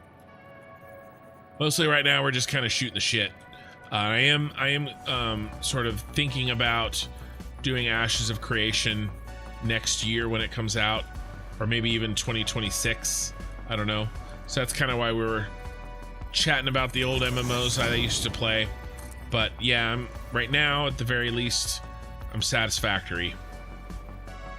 Satisfactory man. Just reliving the good old days of open world PvP at its finest. But yeah, I'm glad you found me. I've got a lot of VODs. I started this current playthrough the night 1.0 launched.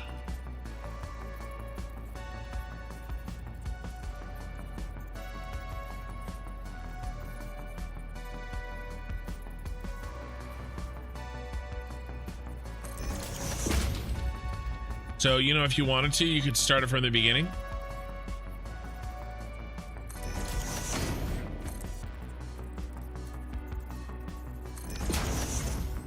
Ugh.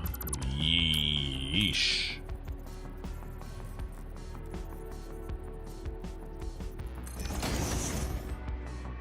Still bad. Can we stop?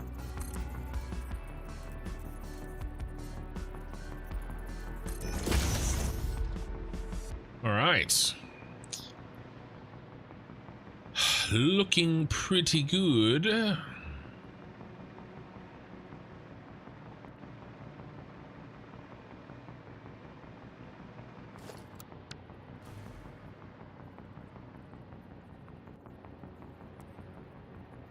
Ho, ho, ho. That always reminds me of Michael Scott from The Office. Ho, ho, ho, pimp. Oh, it's so funny and inappropriate.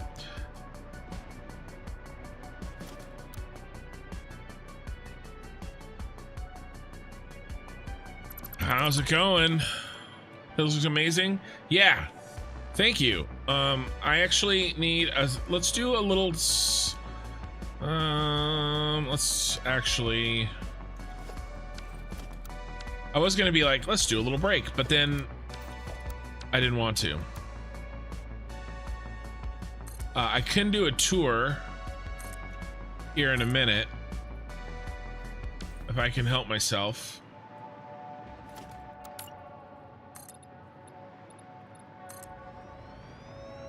And I can show you kind of the bigger picture. I'm sure there's probably a few people that wouldn't mind seeing the bigger picture.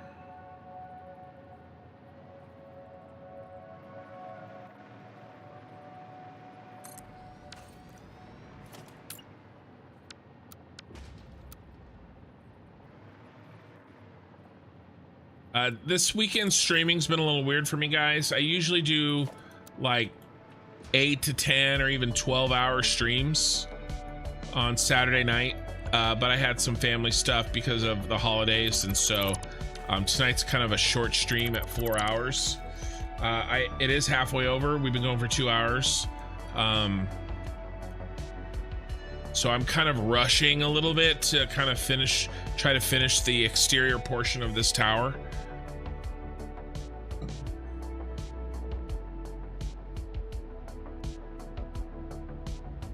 Losing control. I'm in my feels tonight. I just wanted to thank you. I found your channel not long after my father passed. You've helped me heal and love his memory. So thank you. Why do you do this? Tell me this stuff and like making it like, you know, I'm just a guy. Just a guy that plays video games. I am glad that I've been able to help. That is amazing. ridiculous. I'm just a guy that plays video games and talks too much. Try to anyway. But that is really cool.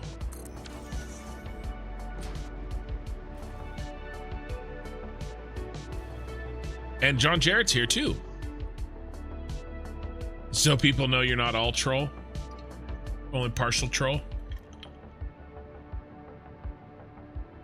You've got some trolls have feelings too. Is that what you're telling me? Sorry. I may have chewed on some ice in your guys' ear. That was an accident. Trolls have feelings too. I never would have guessed. I think we did this. Cover this gap. Got rid of that.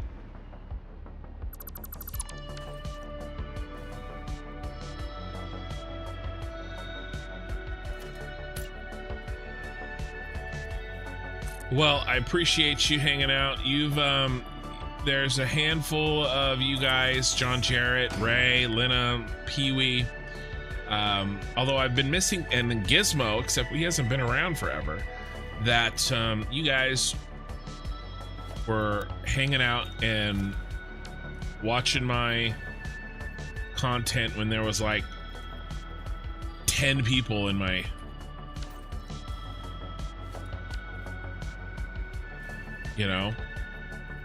watching, so I appreciate it.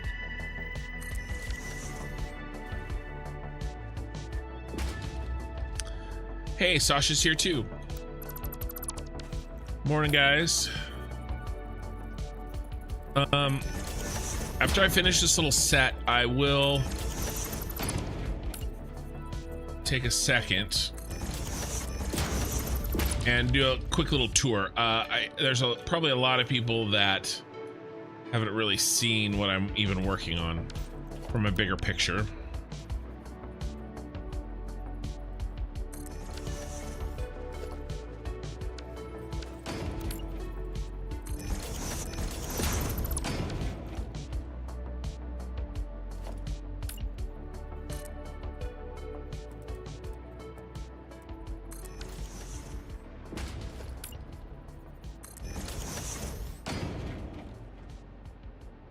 Now it's time for the feeling troll to head to bed. All right, have a good night. And, I appreciate you hanging out. And I'll see you next time. Let's see, how are we going to do this? Walk it in.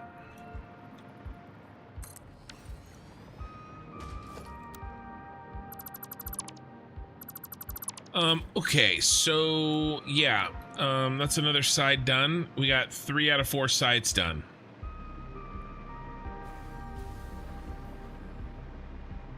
And things are looking pretty slick. We still have to finish off the roof part. And we'll do that tonight. We've been doing really well. Let's take a second. A lot of people have joined since we got 29 viewers on Twitch and 48 viewers on YouTube. So let's take a second. Oh, that doesn't match. I'll fix that later. Yeah, I think I want to do that, what I did over there. But anyway, this is our Nakatomi Tower. It is candy cane colored on the inside. Alternate red and white lighting for the floors. The exterior lighting matches. Let's continue to get rid of this bull crap over here. The purple and teal that I'm going with, the theme for the city. I'm building all of my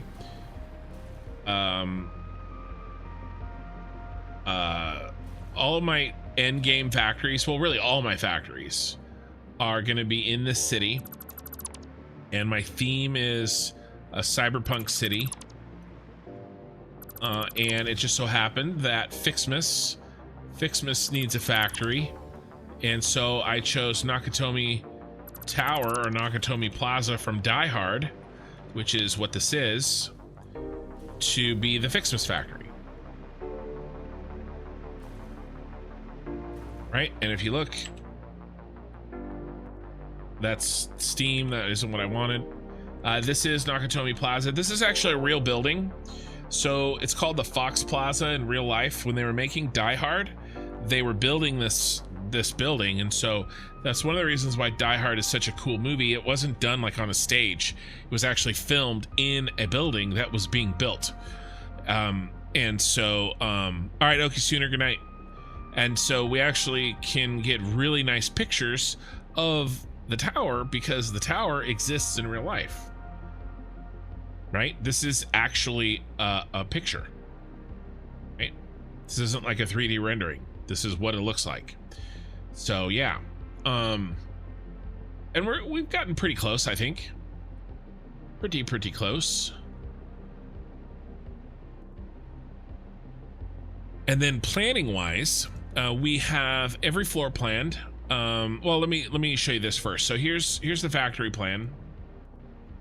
I know this is a little bit convoluted, but basically you can just look here. These are the 15 items that you can make in Fixmas, and these are the amounts that I'm going to be making of each. Not a lot of each, but some of everything. And then this is the flow chart, right? When we actually go to put the factory together, we'll be looking at this flow chart. And then I've also planned out what floors do what items. Okay, and we have 10 floors. You know, we're making iron and copper ingots on floor 1. You know, blue ornaments, red ornaments, iron ornaments, copper ornaments, ornament bundles, tree branches, candy canes, wreaths, and winter stars. And then floor 10 is everything else, all these items. And then everything is going to work its way up through our tower here, our factory, and then at the top we'll drone over everything over into our central storage building. So this building we were working on before Fixmas started, and it's our central storage building. We can kind of do a quick little tour of this. We're going to be doing a lot of trains. Sorry, a lot of trucks are going to be running on these highways.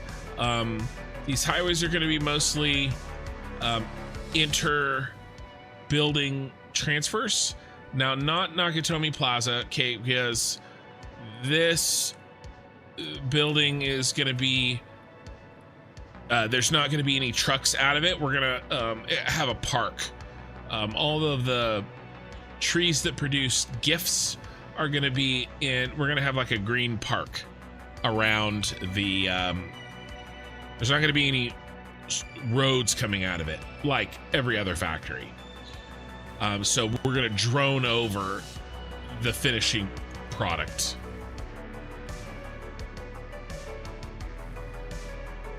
But everybody else is going to use a lot of trucks, and this is central storage. We've got truck stops down here. If you come in here, you can see we have, oh, there's some flooring missing because I was doing some electrical work. But you know, you go up the tower. But yeah, and then underneath down here, this is actually my electrical room. But aside from that, we actually have the input for like a subway system for our city. That's where the raw materials come in. Okay, and so this is actually the raw materials for the Nakatomi Tower, right? Because in order to make the iron and copper ornaments, you need some iron and copper ingot ore. Okay, and so that's what this train is. It's dropping off iron and copper ore, and this is, well, I guess I should probably, you know, finish building some of this, but guess we don't need that anymore. But this is the train spiral that I built a couple of nights ago. train's going to be coming up here in a second, to get our trains up to our city, because we're above the red forest. And so this blueprint I made in my last playthrough, and I kind of cheated and used it here, but we actually can't make this anymore. This is a blueprint that's larger than the blueprint maker. That's the size of the blueprint. Okay, look at how many. It needs 3,500 concrete, 800 iron plates, 400 steel, 500 crystals, 650 plastic. Right, so this is a beast. And it does a perfect right-hand turn or 90-degree turn. And I built a bunch of them. Right, each spiral has 4. How many rows? 1, 2, 3, 4. There's probably 16 or maybe 20 of those blueprints to get this in. But you can't make these anymore because in a recent patch, they changed the blueprint maker so much that you can't do this anymore. So this is like lost technology. Just for shits and giggles, you could set up 1, 2, or 3 factory carts running around the current street. They don't need people to look funny when you're working up high. Yeah, no, I want to do some factory carts. I want to do some other, I want to do some explorers maybe too, right? Have more than just trucks running around. Here comes our, now they're actually not even going to drop off, right? They're full of ore. The trains will only carry raw materials up here.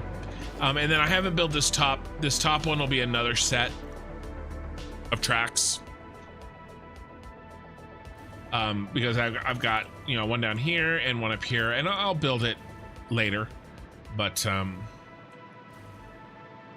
yeah, this is our, ooh, I forgot to get rid of those.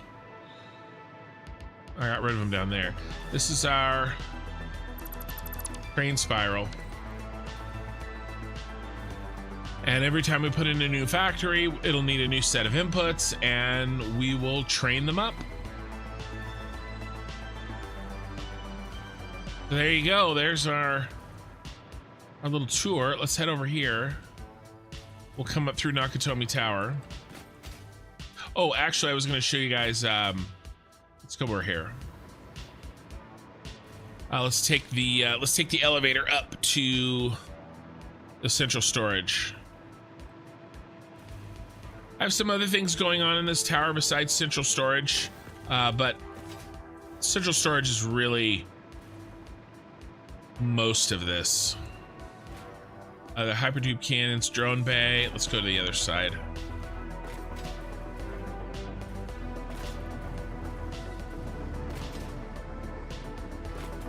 Central storage is on the left. Here we go.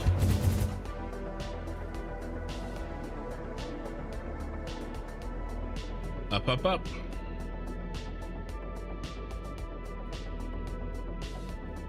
I'm pretty happy with this, and this is just the first building, right? Nakatomi Tower. Hopefully we finish off the exterior of that in the next 2 hours.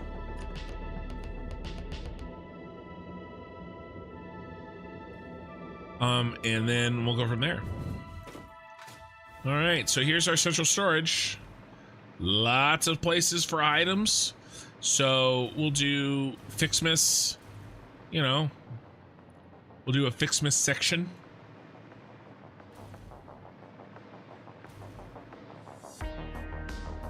But tons of item space. We have a little exterior platform.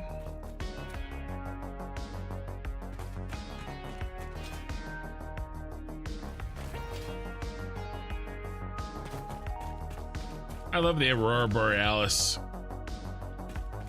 in the sky during Fixmas. So yeah, I mean, we're significantly higher than the Nakatomi Tower will be. But there you go. There's the quick tour, relatively quick tour. Let's see if we can make it over to Nakatomi Tower. Whee!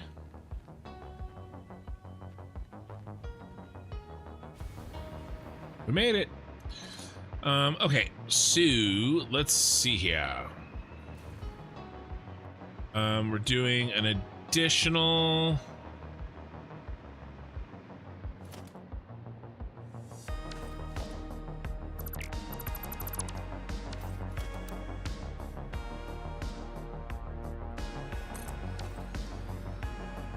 set here. An additional notch.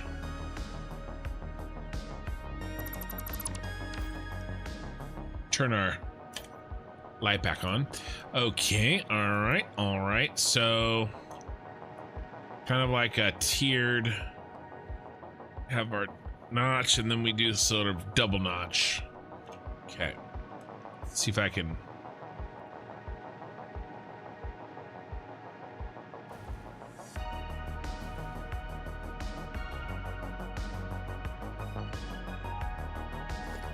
I think we just have to clear out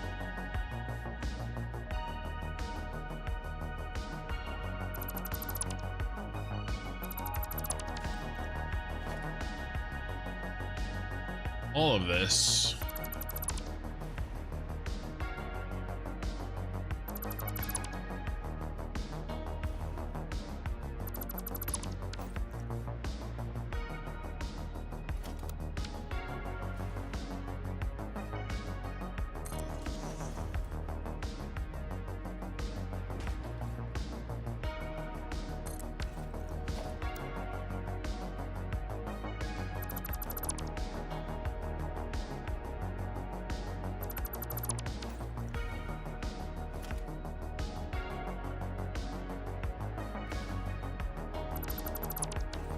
All right.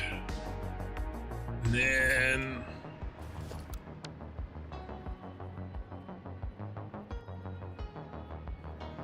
yeah.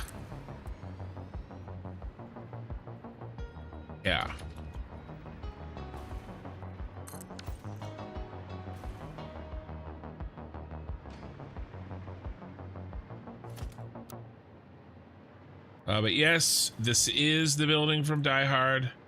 And Die Hard is a Christmas movie.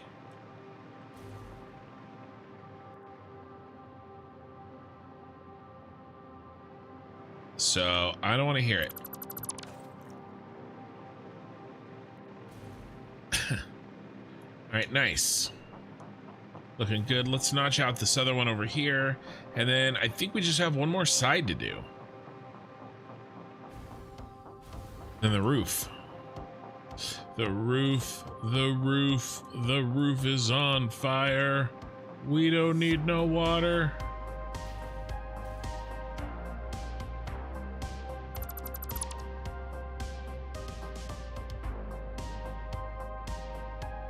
Can't sing the rest of that. I mean, I could, but that's not the kind of channel I am.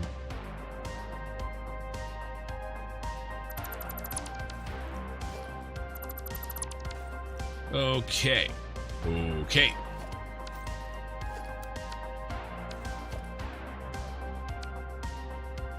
Only Die Hard 1 and 2 are Christmas movies.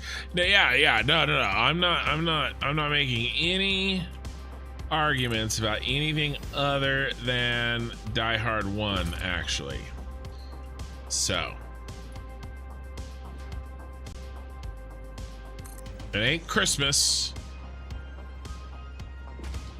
till, is that right?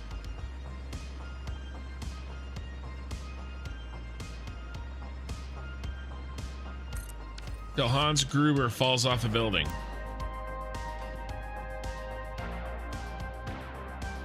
I mean, it ain't Christmas until Alan Rickman falls off a building and makes his wife cry. It's funny, he's a villain in 2 Christmas movies.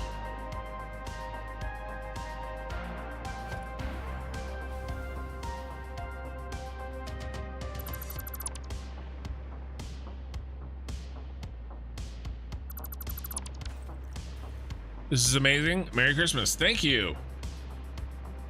yeah, this is we're trying to get the last bit done here for Nakatomi Plaza,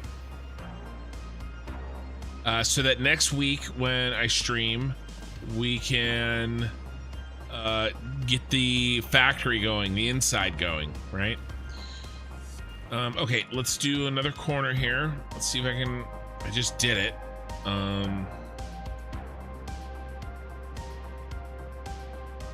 Due to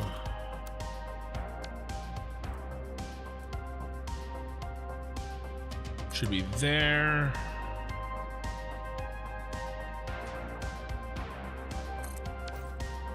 There. We kill this and this.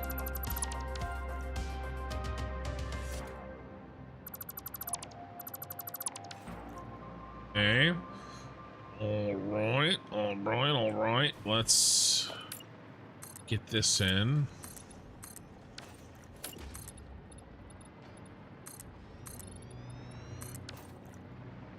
Then we got to do our extra notches.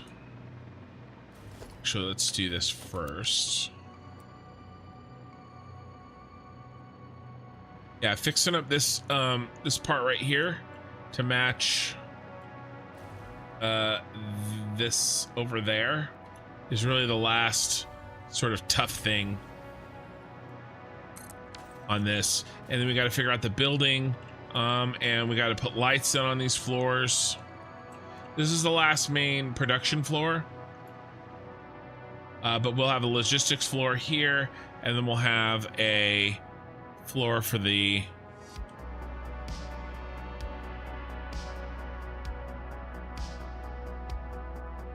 drones. Okay, so I think I have to kill these.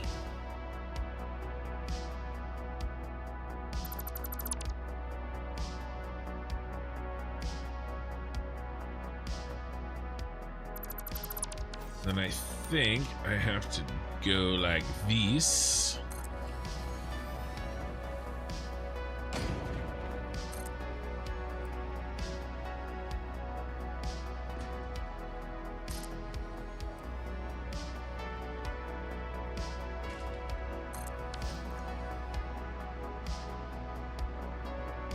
All right, let's give everybody a haircut.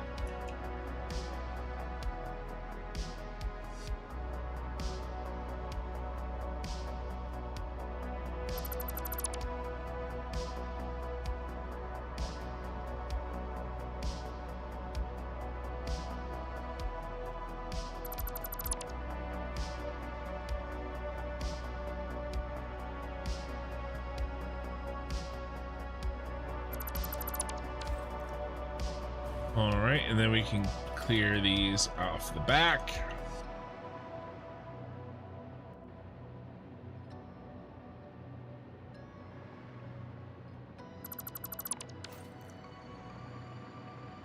Okay, looking good. Okay, next step is doing this V-notch here one last time. If I can, I've done it 3 times. Now I just gotta remember. 1, 2, 3, 4, 5 under the 5th one. So this all goes.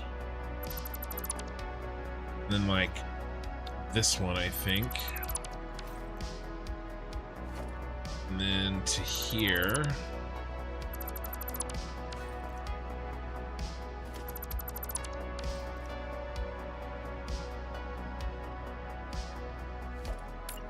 These up.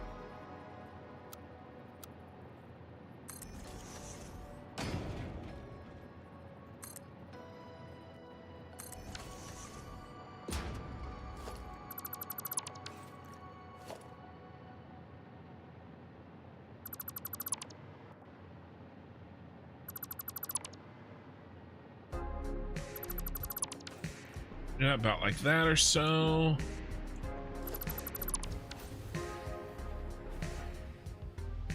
Ooh.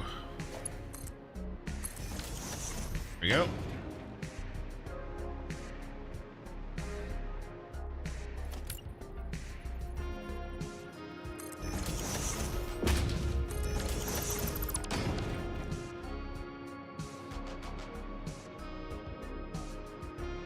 Your delete technique is amazing. I struggle with micro selection and usually delete too much.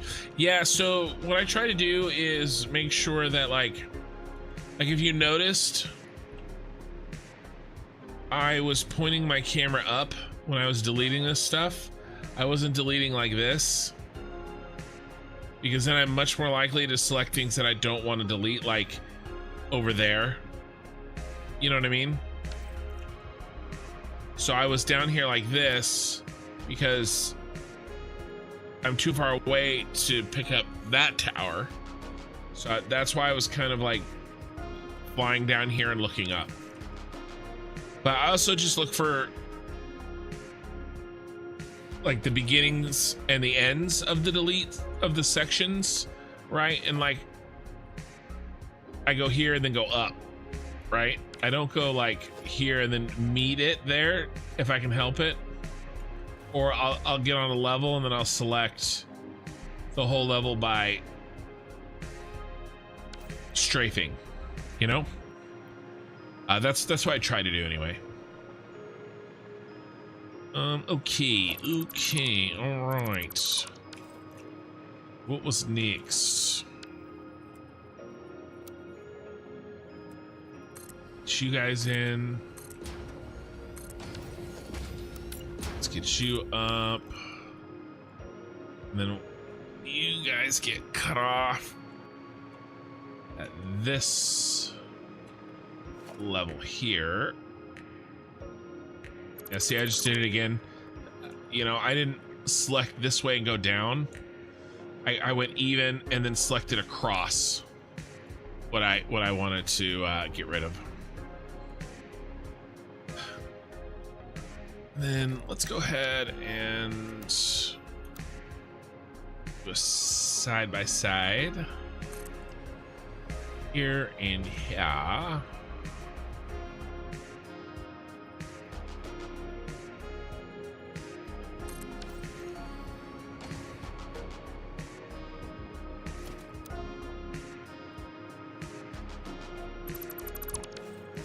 Okay.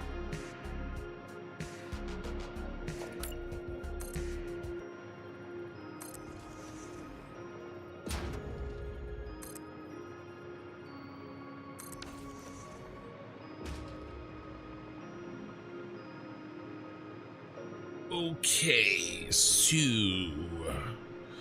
let's go with 1 and then 2, 2, and 3, something like that.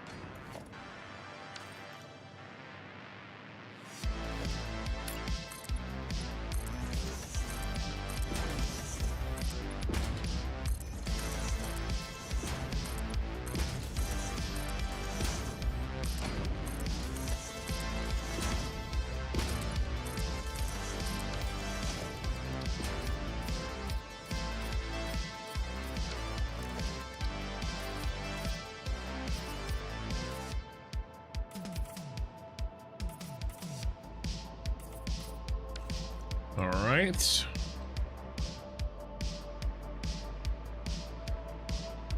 Let's put in the angle. We got to do two more of these, and then we're finally done. This is the most tedious part.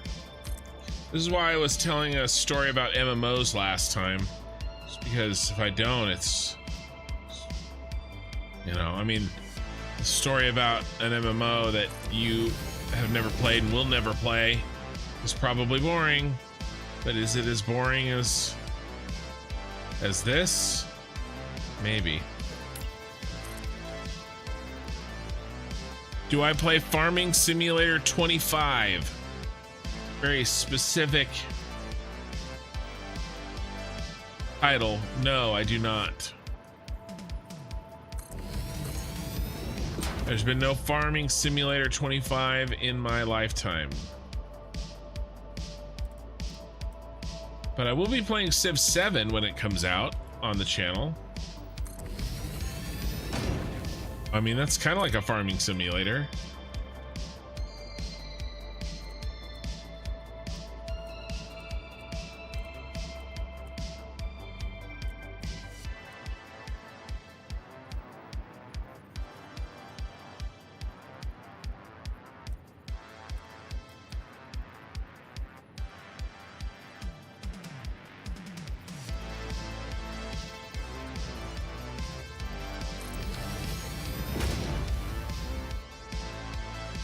Right.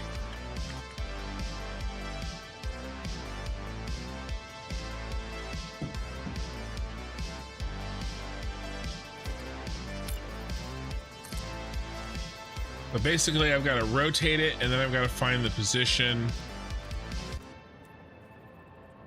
where he lines up.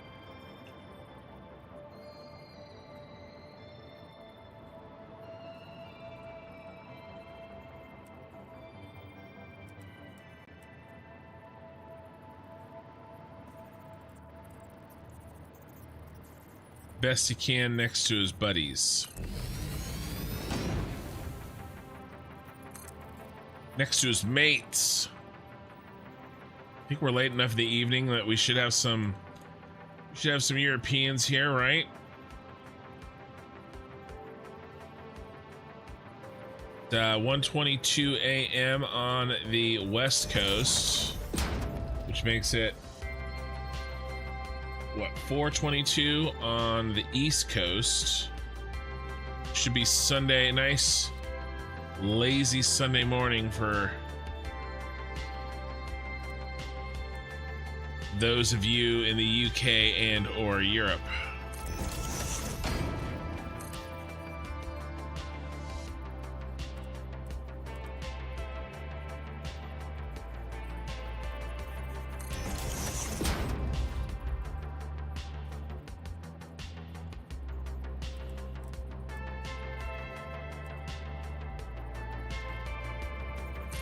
I actually only have 35%. Only 35% of my viewers are from my country, which is pretty crazy, actually. Of course, the vast majority of that is because I stream in the middle of the night, my time. And so obviously, you know, my stream time is during the waking hours of normal people in countries that are not my own. More likely to have viewership from countries that are not my own. Hi from Australia, 8:23 p.m. Yeah, 9:30 in the morning in the UK. Yeah, that sounds about right. I don't really track them. I have a hard time tracking the exact hour. I kind of have the basic idea of the time of where it is in the time zone. But mostly because the stupid daylight savings time. I finally like, oh, EU is 8 hours ahead, which is true. Or not EU, UK is 8 hours ahead. And then they go and change the freaking time on me, and then I have to like refigure it out. Oh my god, this one's kicking my butt. I need to roll that way.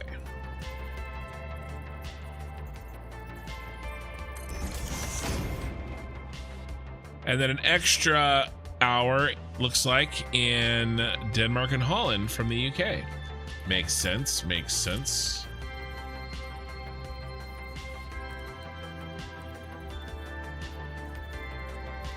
Never in a million years would I have guessed that multiple times a week I would get on and chat with strangers on the internet from places like Holland and Denmark. That's crazy to me. But, you know, thanks for choosing to make my inane ramblings a part of your evening and or morning.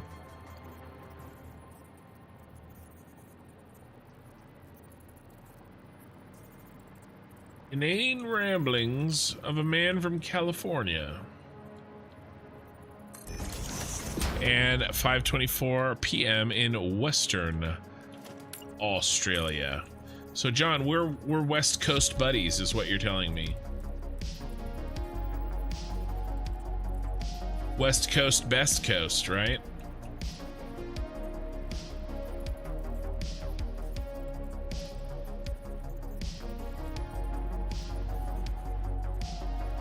At the end of the game here, these kind of don't match up exactly like they were, but we get it close and we call it good. All right, nice. This in. Oh, let's get in this first. Our daylight savings might have messed up my UK times. Yeah, well, there's talk actually. Everybody's favorite president, right? He just said that he's gonna try to. There's been a whole thing like we've tried to end daylight savings, or at least end the switching of it, right? My state for sure, we passed a bond, not a bond, proposition, a law, a publicly passed law to remove it, and it never happened.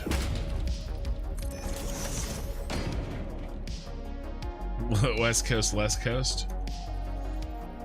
The People's Republic of Western Australia. There's probably a joke in there that I don't understand.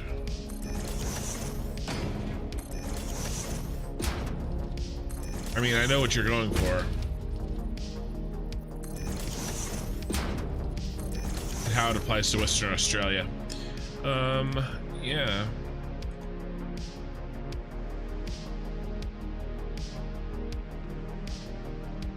Streamers always stream at terrible time for Aussies, so the stream schedule is welcome. Well, good. You know, it's the least I can do for you, island of criminals. I had a longtime friend that I would play. Actually, that Guild Wars 2, I met her on Guild Wars 2. She's from Australia.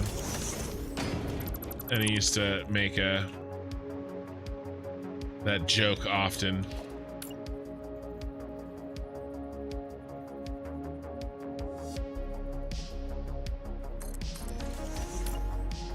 And she would always talk about the shops. We don't say the shops when we go shopping. When we gotta go, we say we go shopping. We don't call it the shops in America. Yeah, I thought so. I thought that was what it was relating to. Well, I live in California, and similar jokes are made about California, so.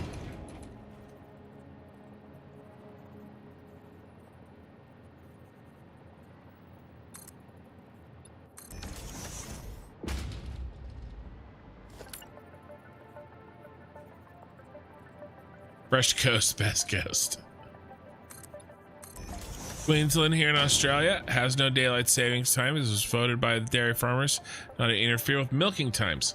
Yeah, I mean, it's definitely related to milking times for me as well. Definitely related.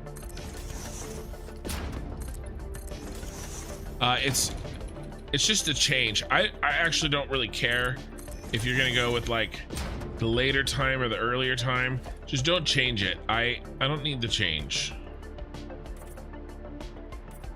But I've talked about this before. I actually don't think we should have any time zones. I think we should get rid of all time zones. Just go with one time. Time zones are antiquated. We don't need them.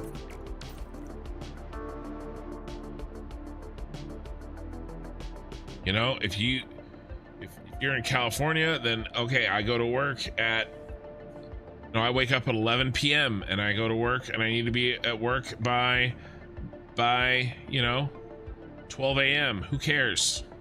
Like, the numbers don't matter. Like, whatever.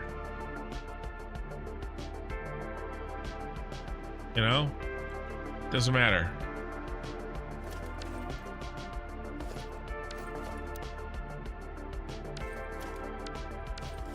Now let's finish this off.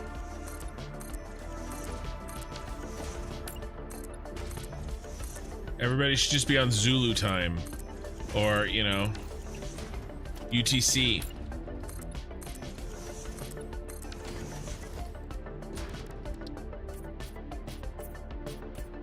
Solar time, call it good.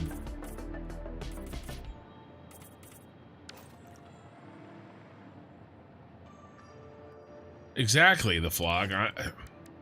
Like the first time somebody suggested that, I thought to myself, bro, you're insane. And then the more I thought about it, like legitimately thought about it, the more I realized that that would actually really work.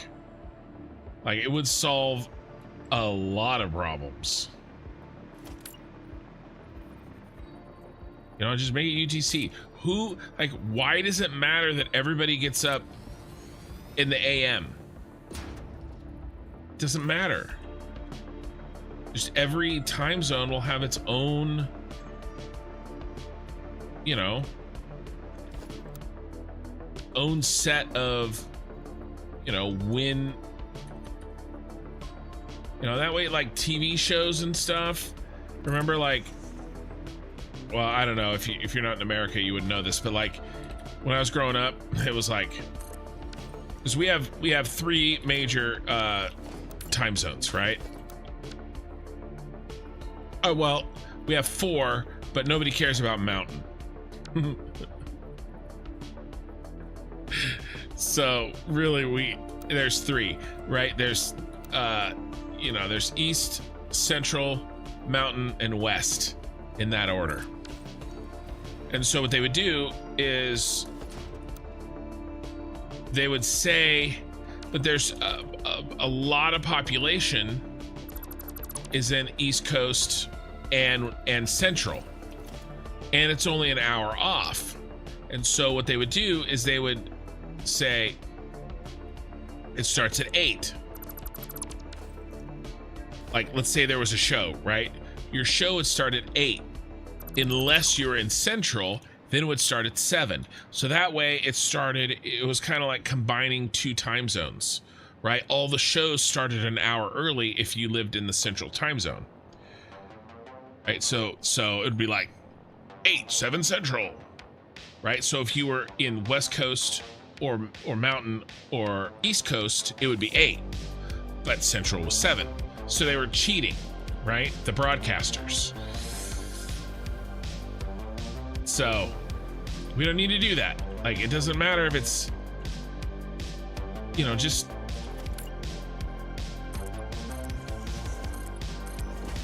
you know, I don't care. Like, what does it matter that the sun gets up at, you know, sunrise is at roughly 7 a.m. everywhere in the world? Like, it doesn't matter. It can be 2 o'clock. It can be 2 p.m. You know, or 1300, or whatever you weirdo. Whatever you weirdos use.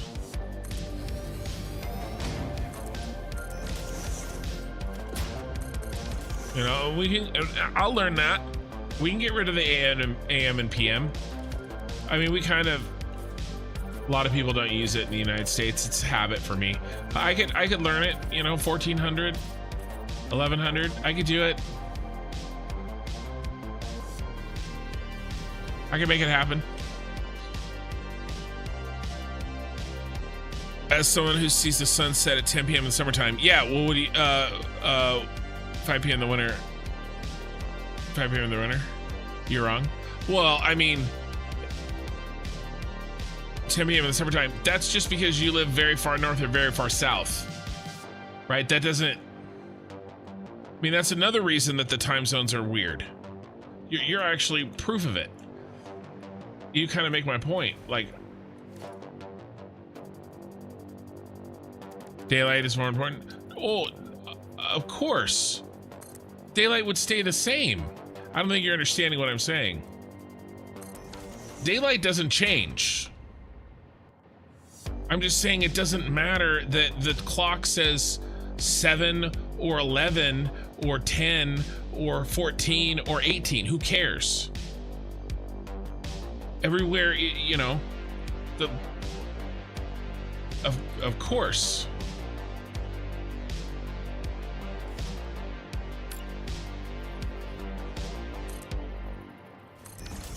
Like, of course humans need light. I'm not saying work at night.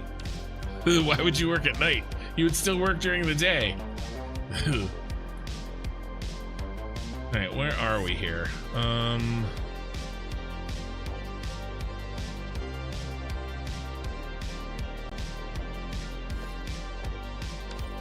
Looks like it's a little off.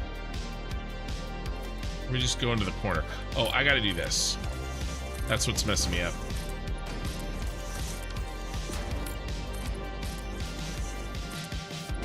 Yeah, it's just the clock says a different time. You still go to work, like you still wake up when the sun comes up. And you still go to work, you know, 2 hours after the sun comes up. It just doesn't say 7 o'clock and 9 o'clock. It says 11 and 13. Right? Just the clock is different. You still work the same. I'm not saying work at night.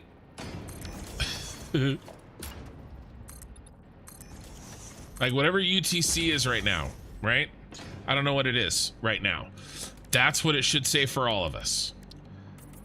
It's still the middle of the night for me. It's still the middle of the afternoon for, you know, or late afternoon if you're in Australia. It's still the morning if you're in Europe or if you're in the UK. But all of our clocks say the same number, right? We all go to work on the same rhythm, just the clock says something different. That's what I'm saying. But good thing what I'm saying doesn't matter.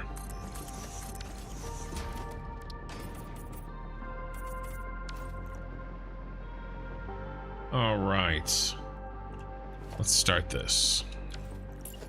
But yeah, I work nights too. I mean, I'm working nights right now.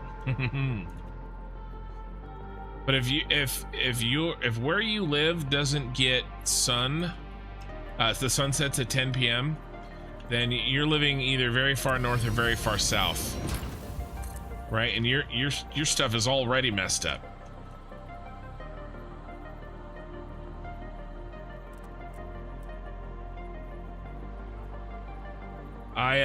I went to Alaska this summer, and I was in Fairbanks, which is one of the, if not the most northern metropolitan areas in Northern America. It is very far north, and I was there not quite, it was like 2 days before the summer equinox, right? Longest day of the year. They have a party there, basically. It was 1 o'clock in the morning and the sun was up. It was crazy. It was really cool. I don't want to live there. God bless those people. Not me. No, thank you. Why is this not working? Come on, bro. Go to the program. Oh, I'm in freeform. There we go. I need to be in diagonal. Better delete this one.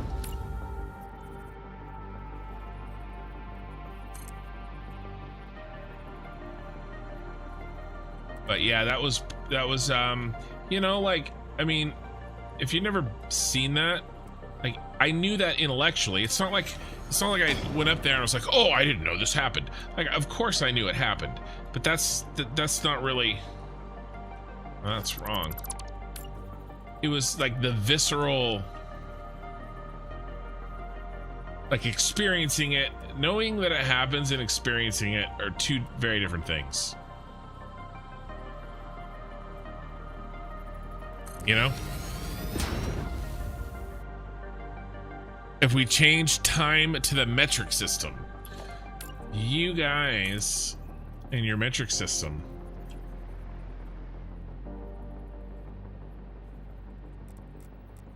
any any chance you can get to make metric system jokes. That's okay. Have your jokes. Have your jokes. Just to fry brains, we should go to UTC and metric system, right side driving everywhere. Well, we really should have right side driving everywhere. I don't know what you guys are thinking over there. Metric system, you know, I'm not gonna have that conversation. I only have an hour left in my stream, and that I don't want to dig up those wounds. We'll all leave the fight bloody. There are no winners in that one. I start bringing up whose flag is on the moon, and you know, World War you know, who won the World Wars. You know, you start bringing up how perfect it is, and how Americans measure things by the hot dog lengths, which is probably something some comedian said somewhere, and everybody repeats it every time we have this conversation. And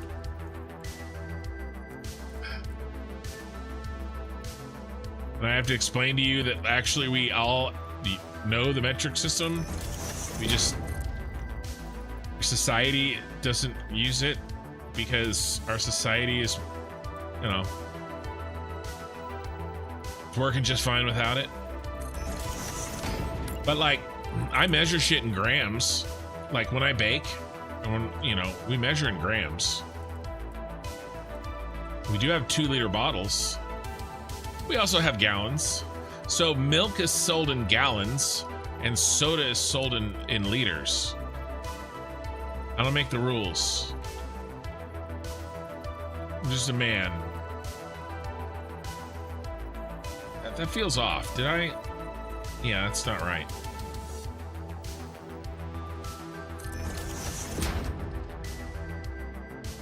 There we go. We are the Matrix. Time zones exist because my sunrise is roughly 3 hours before yours. Can you and all your friends get up at 3 hours early so that their company can trade with the East Coast? Time zones exist for commerce. Yeah, but we're trading anyway. No, we'll get up at the same time. Ian, all I'm saying is that the clock says something different. We all get up at the same time we get up now. Like, there's no reason for the clock to change. Just because you're on a different part of the earth.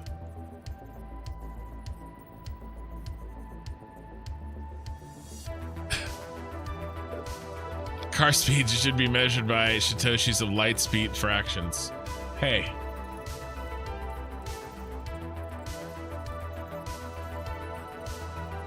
Maybe. Fraction of the speed of light. Look, there are some there are plenty of things that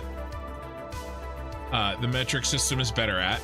There are some things that the imperial system is better at. There's a couple. There's some of them. You don't want to admit it, but there's some. That's okay.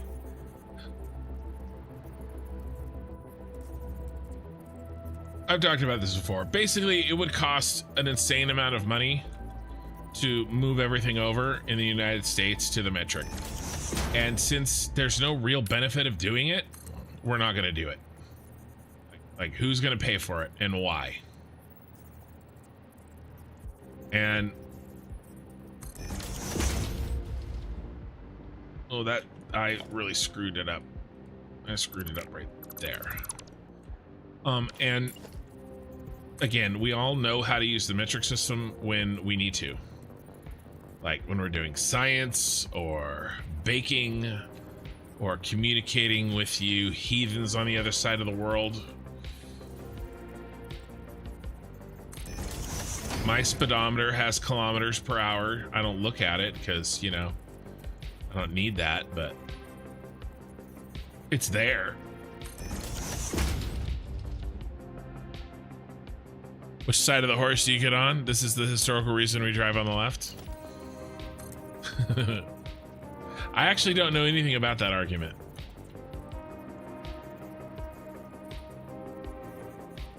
And I've never gotten on a horse in my life, so I can't. that reasoning doesn't really make sense to me there, John.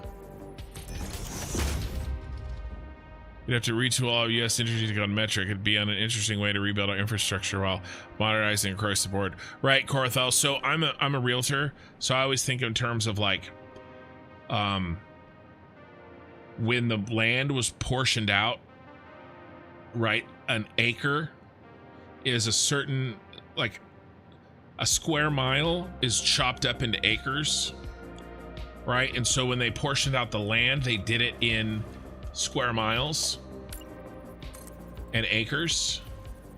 And then when they put the roads in, they put them in at where those square miles, that one's bad, where those square miles, on the border of the square miles.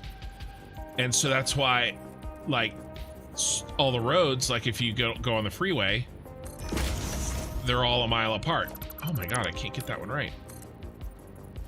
Right, and then I'm thinking about also all of the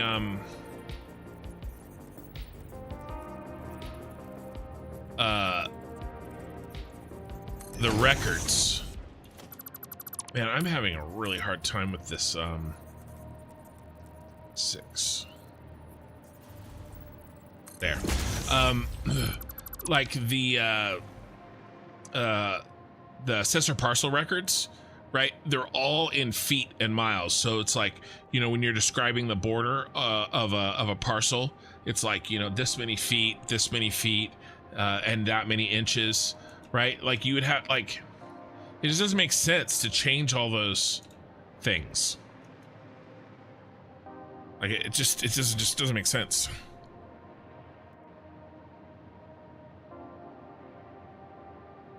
Thanks, Satisfactory. All buildable in the Matrix. Yeah, and I just don't see why. Like again, I get the argument of, I understand how the metric system works, right? It's all divisible by 10 and it makes sense. I have no problems with any of that.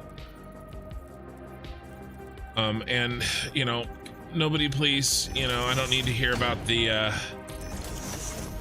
oh, there was a rocket that crashed because somebody didn't convert, because somebody had to convert metric to standard. That was just somebody not doing their job. If he missed that conversion, I'm sure he missed another one.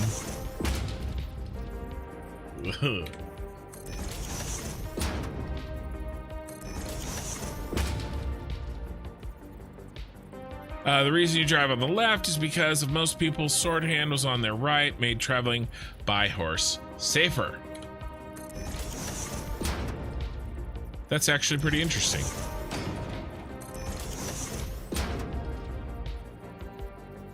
The UK just wants to be special. It's all right.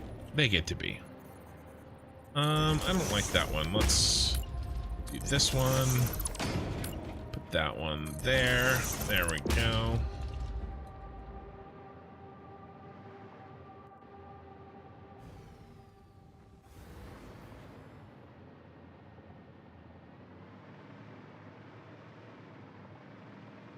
Okay, nice. Let's do the last sets of things we have to do.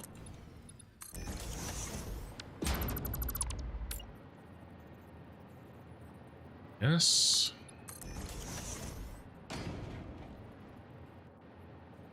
Ish.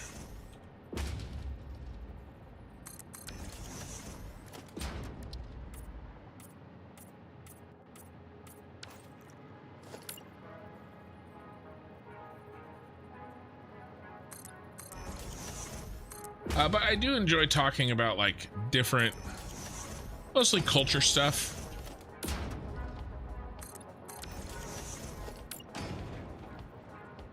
You know, like little things like the shops, You know, she would, like I said, my friend from Australia, she'd always be like, oh, I gotta go to the shops. And I think that that's the grocery store. But I think she also meant to, like, she was gonna go get food, like prepared food, like a restaurant as well. I guess it could mean that also.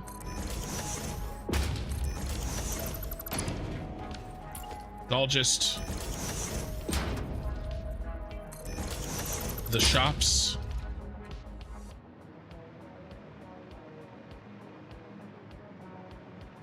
Okay.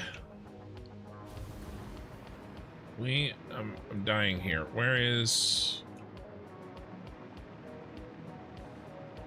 All right.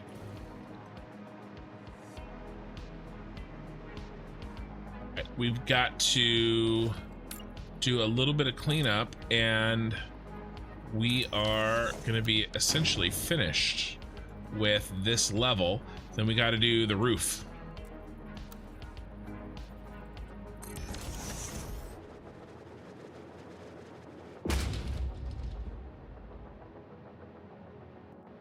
Any type of shop or store. Okay. Yeah, so what we would say, like,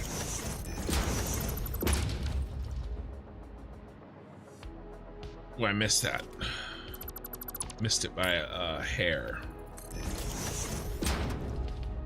We would say the store usually.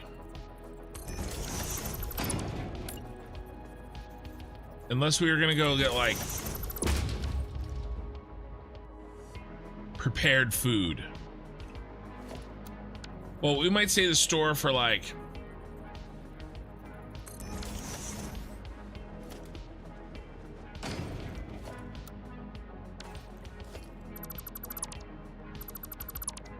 I don't know. It depends. Like, if you're gonna get specific, like, I would say I'd go to the hardware store if I'm going to some place that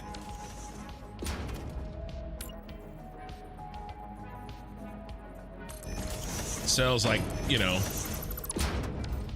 lumber or something, right? But in general, I think we just say the store. Unless it's prepared food, right? Then it'd be like a restaurant.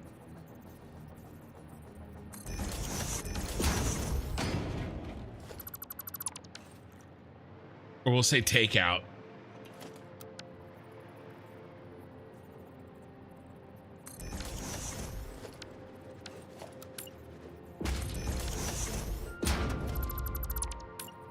Shops.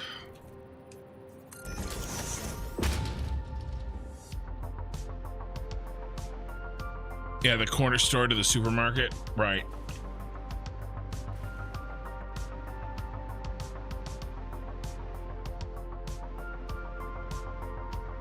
Okay, that side's done.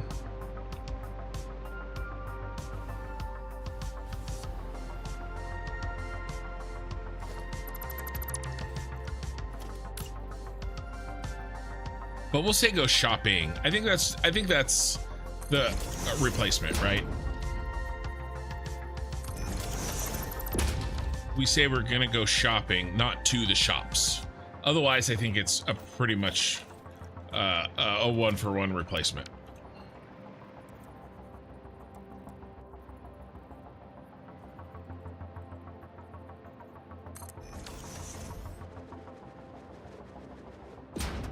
Take away instead of take out? Interesting.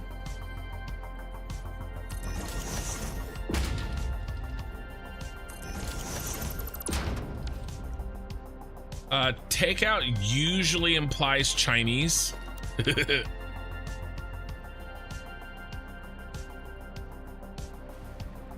if you're saying takeout, you probably mean Chinese. I don't know why. If it's like a drive-through, like, we'll just call that fast food. Like, if you're gonna bring it home.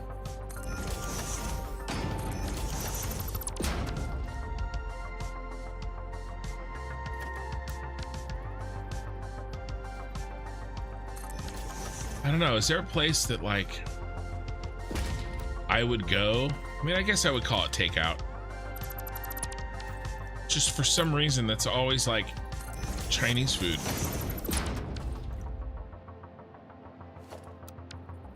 It doesn't have to be fast food.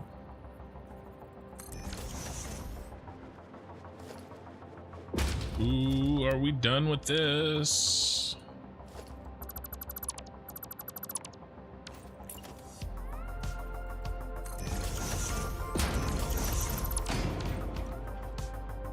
The goal is to make sure that next time we log in, we're ready to build factory inside this building.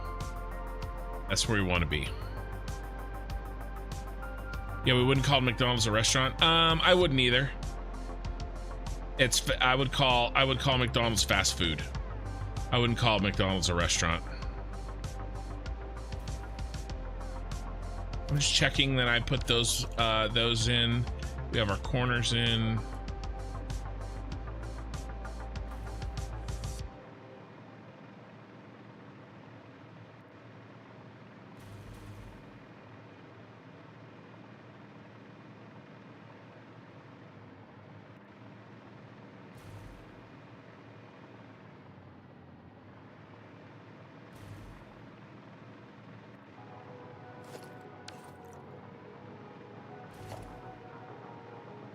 There's one.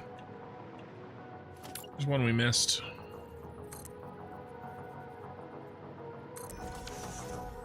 Ooh, I gotta rotate it.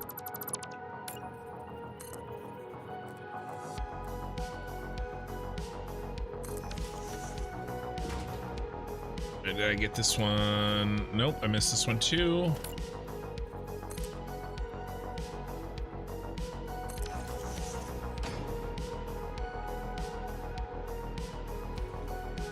All right, nice. Okay, let's put a roof on this thing. Is there anything else that we need to do besides just put a roof on this thing? Yeah, we got the notches here. Sit down, table, order. Nothing fast food is a restaurant. Are there things that have a drive-through that are still a restaurant? That would be tough. There probably is stuff that's pretty close. There's some things that are, I would say, nicer than fast food that still have a drive-through. Like Chipotle has a drive-through. I would call that nicer than fast food most days. There's other stuff too. We have some Mexican places that they have drive-throughs, but they are significantly better food than fast food. I gotta fix my power problem here.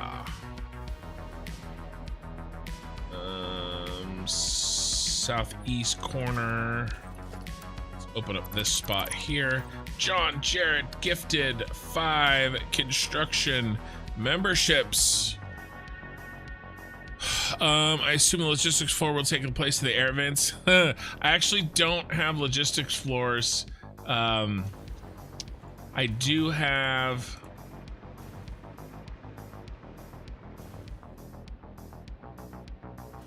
these guys. We might play some air vent games. Let's do this.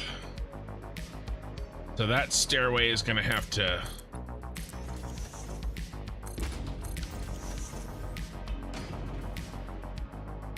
transpose and then transpose again. All right, and then I need some power.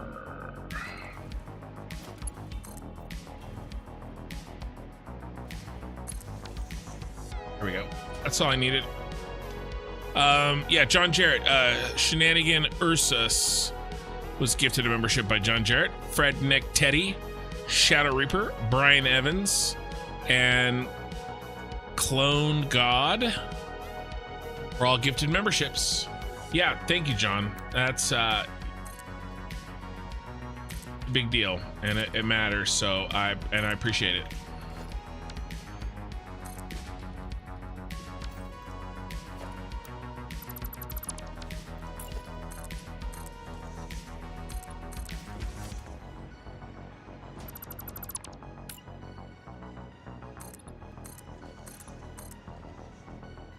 There's some Chinese places that have drive-through that I would consider still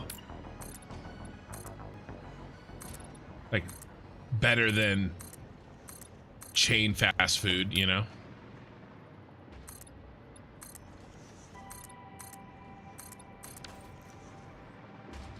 All right, here's our top. So I was thinking, why don't we go ahead and set it?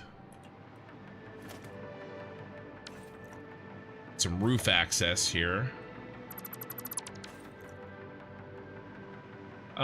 Why don't we go ahead and see if we can't set our height?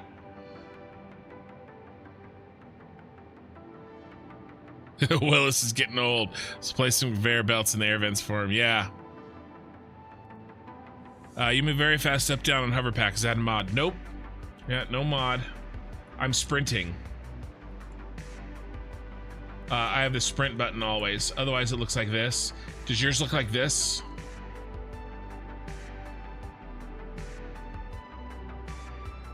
Is this what yours normally looks like? Palyoda? I'm hitting the sprint button. I'm basically always holding it.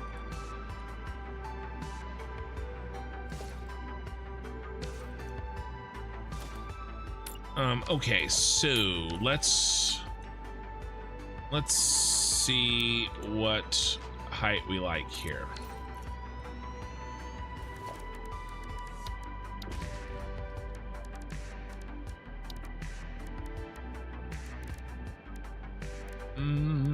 Drone port.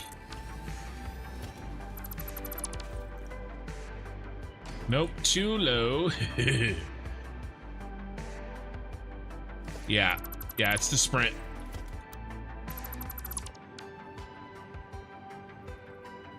Try this.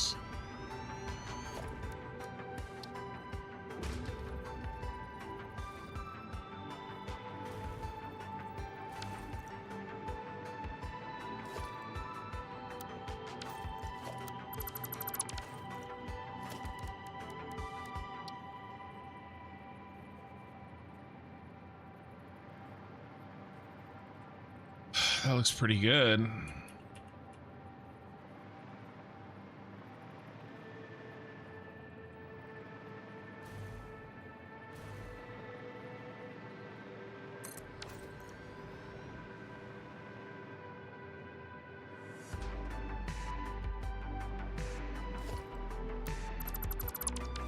All right.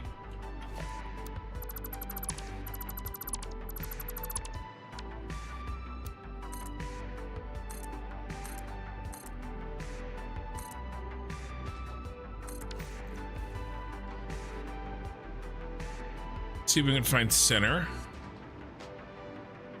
Hey, is that Pee-wee? 9, so 4 and 1. Here's center.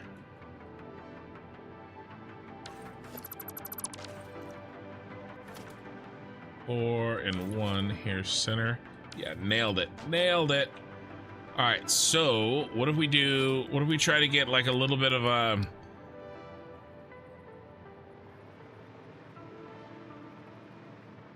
Really only need 2, guys. We really only need 2. I was thinking of like maybe trying to do something snarky, you know, with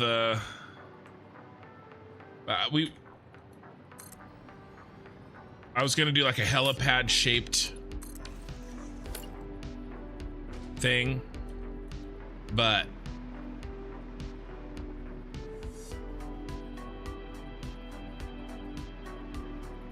we don't. Just don't need it. How is that? Feeling good? We feeling good? We like it? Now we can get rid of this.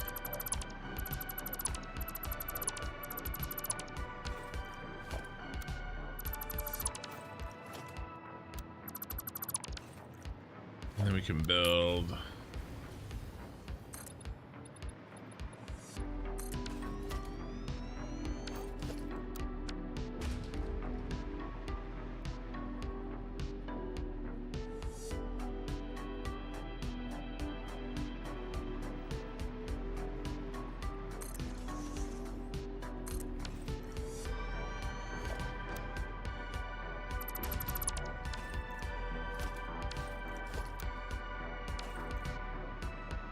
All right.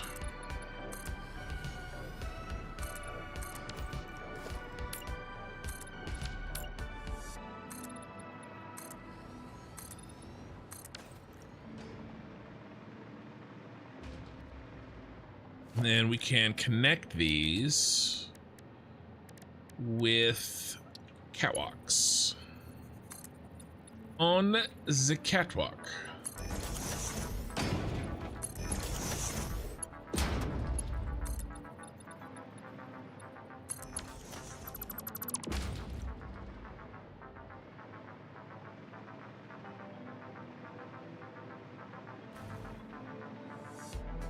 And then we might do something fun like,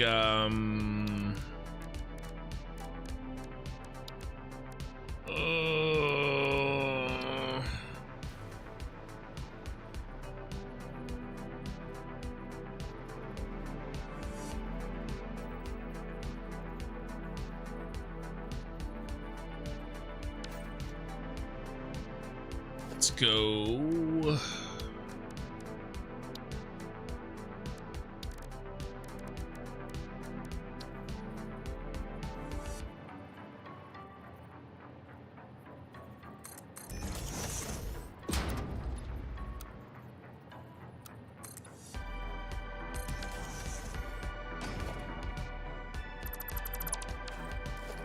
Now let's try this again.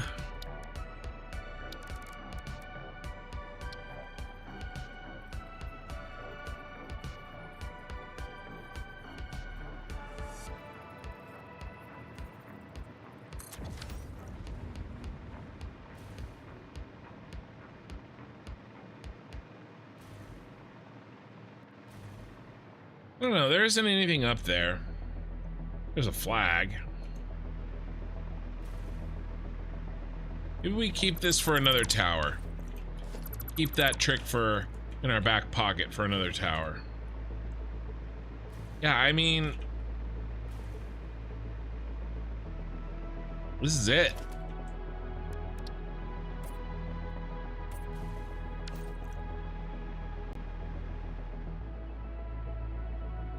Sugar Daddy, Mummy, where are you at? Pee-wee, Lena just actually went to bed not too long ago. And John was just gifting memberships just before you got here. John's still here. All right, guys. Well, that's the major things that I wanted to get done. There's still some lights that can happen. We have like a logistics floor that we can play with. I don't know what the lighting situation is going to be until, you know, we need it. And then we'll need maybe some lights here too.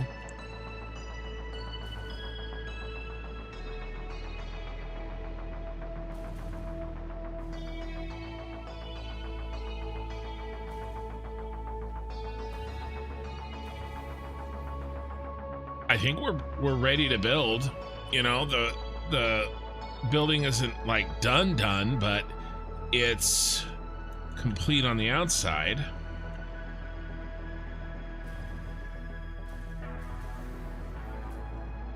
Let's see what we look like.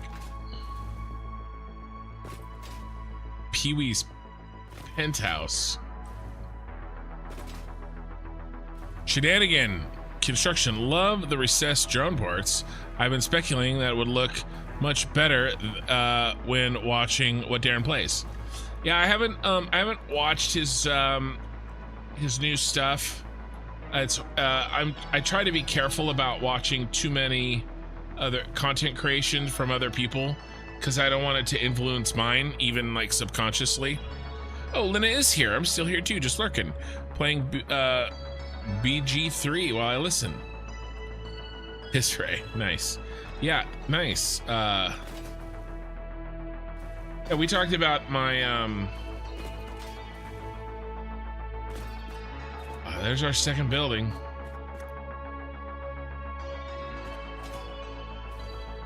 I don't do a lot of RPGs. So I haven't played Baldur's Gate.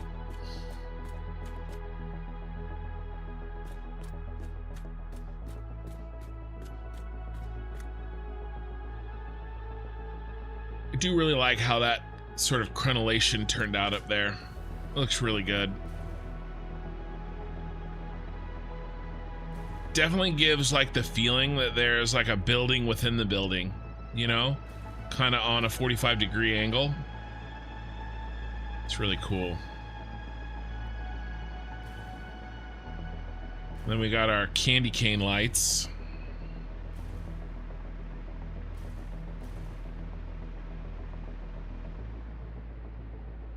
No, honestly, our city would look better if I turned off one of the settings. I can't remember which one it is. We may do this. Let's see what this looks like, guys. The setting that I put in a long time ago, I made it permanent.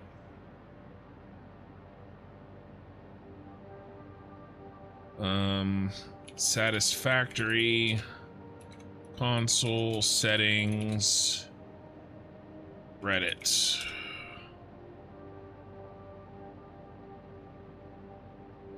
I think it's this one. Kind of feels like it's lacking purple. Yeah, it's supposed to purple. I'm kind of doing this, right? And this was a green building. I think I'll do purple buildings and green buildings, and this was a green one. The middle one has both, but yeah. All right, let's see if we can maybe turn this. I was looking up Star Wars Galaxies. Okay. I need to pull up my .engine file.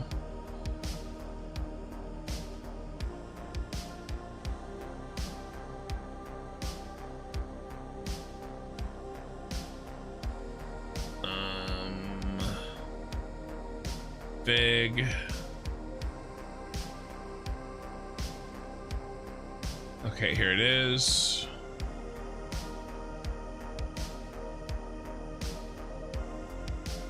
All right, and then I made some changes. It's these 5 right here. Well, I know. Okay, this bottom one. Sorry, can I zoom it in? Yeah, here we go. So this bottom one, I know what it is. All right, and it is for that extra glow on the lumen, on the signs and on light. Okay. I know what this top one is. It's the pool.light.light shaft. It's when you build the classic lights in the game, they have those sort of the shafts of the light. All right, if we look, if we go in game here, there is the shafts are supposed to be off, but I can definitely see them, right? But maybe they're less pronounced. I'm not sure, but I do have that off. It's supposed to be off. 0. It's one of these 3. It's probably foliage, and it's because the game treats glass the same way as foliage. And so let's, now that we have this, Okay. This Reddit post is really, really good. I've been using it for a lot of stuff, and he ran a bunch of tests, and he gives you the console command, and then his value, the default is, and then what he has, and then really a description of what that does, and then you can try to decide, you know, if you want those changes and if it's worth it, because a lot of them increase performance issues. But yeah, so this is the one. Higher values increase foliage load, LOD, quality versus distance, how far plants need to be before they use lower quality models. Okay, also this command controls glass transparency. Okay, glass equals foliage. Today you learned. Paradoxically, you can reduce visible foliage at extreme distances because the high LOD up close high quality models have lots of transparency due to having trees and branches with comparatively lots of space between them. As I only recommend going up to 10 because it can make very distant plants look difficult or impossible to see, making the world look more barren. High visual gain for mid-moderate FPS impact. Foliage low distance scale 1 versus foliage at distance scale 2. He provides some pictures to look at. And so what we're gonna do is in the game, we're gonna reduce this back down to 1 so that we get, instead of this see-through glass, we get paned glass to make these look more like skyscrapers. Because right now they kind of look like glass boxes. They don't look like skyscrapers. We can see inside of them pretty far. So let's go ahead and change it back to 1. So we're gonna go into the console, and we're gonna go foliage dot law distance scale, and we're gonna go back to 1.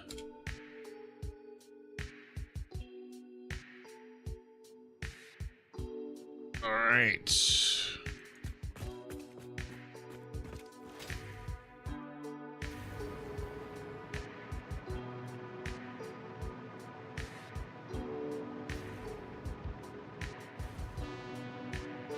See those panes? But that is actually really far before that happens.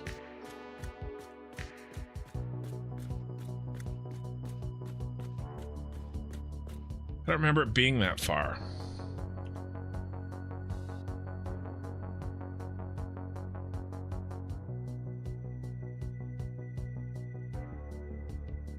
I just switched it to 5. Yeah, now it's back, see? So, yeah, I'm not sure. I'm not sure if I want to... And it wasn't very clean looking either. What if we did... Let me check this other one. Grass dot coal distance scale. Let's go back to 1 on that. Does that change anything? No. And you see like this weird stuff there in the stairs?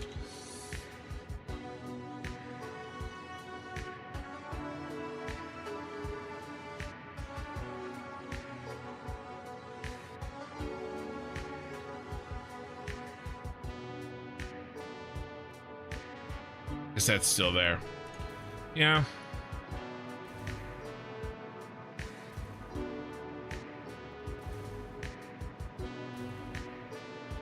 I guess we go with it.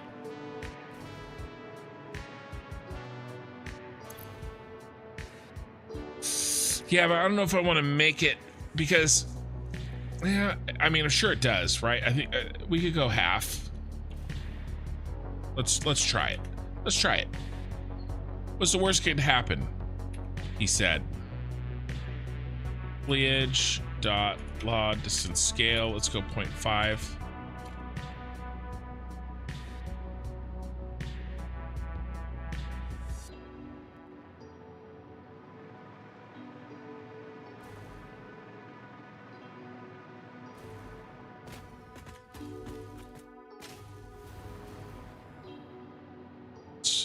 Let's push it. We are in a city here. And I'm not sure that I necessarily want to see inside the glass. Maybe. Haven't decided. We did 0.5. Let's try 0.2. Yeah. See? I mean, I think that that looks cleaner. And then when we run up to it, oh, look, we can see inside.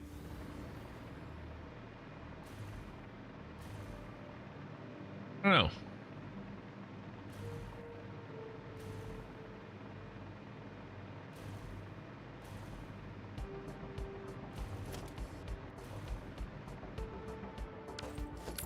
What do you guys think? There's definitely two, multiple ways to go about it. Because there's no other foliage up here, it's not like we are getting a bunch of I think that looks better. That looks more like a building to me than it did before. And like I said, because there's no foliage up here, oh, there is other problems. The signs.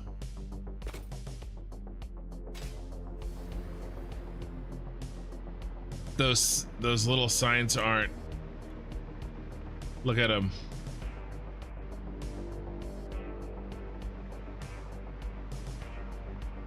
Yeah, save. I should have saved, shouldn't I have?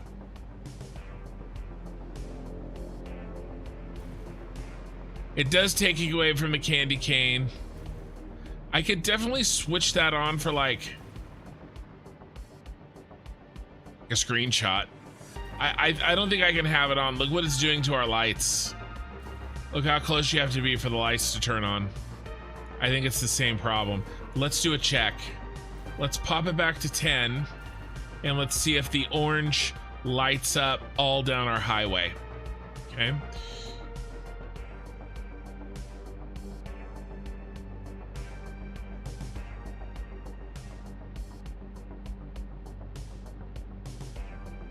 Yep. Yeah. We gotta probably leave it.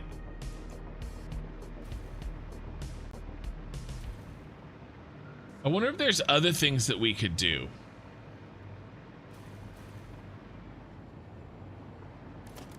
Like, I wonder if console commands reset after restarting. So not saving is okay as well. Yeah, no, that's true. I am using this, so I would want to resave this. He meant save it because if I crashed my computer, so I didn't lose anything. But because I'm changed this in the dot engine, then I'm preloading it at 10, right? So that's going to be different for you guys. This foliage.lot distance scale, it's usually 1. So I've been playing at 10 for a year. I put this in a year ago, roughly. And then this does some really nice stuff too, actually. The static mesh. This one here, lower values increase building lot distances, also seems to impact waterfall textures for some reason. High visual gain for minimal FPS impact, at least with several hundred buildings in view. This just really makes stuff look good at better at a distance. So it'll load back in at this and at 10. Yeah, basically put some curtains up, right? Yeah, that's what I was thinking, but what would those curtains look like? I was kind of thinking that. What if we did... Yeah.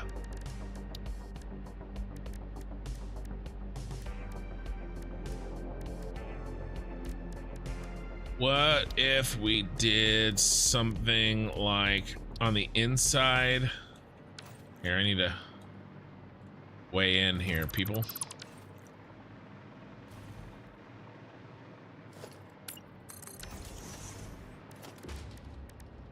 Like, I wonder if I did something like this and put some glass like right behind it.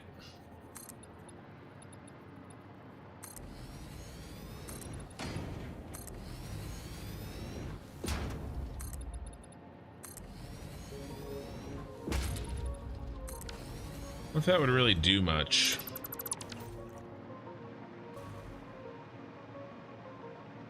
Can't really even tell.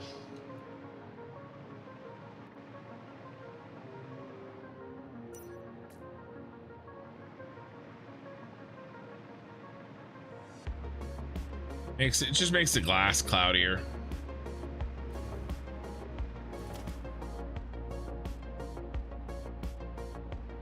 Yeah, I don't know, I'm fine. I just kind of wanted to see what that would look like and how that would work.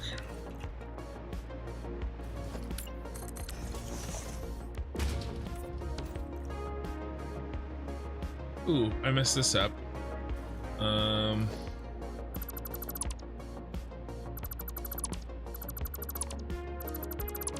There we go. Yay.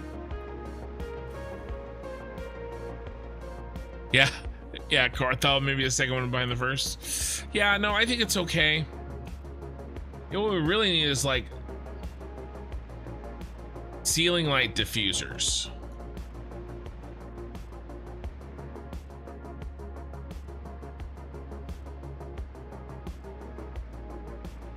What it needs. I don't know.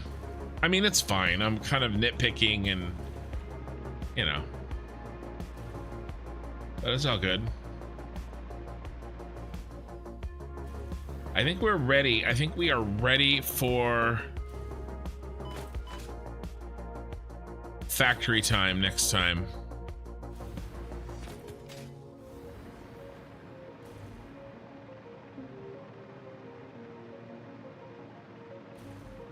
We're gonna do some fun stuff in this lobby area, some decorative stuff. May have some trees down in here too.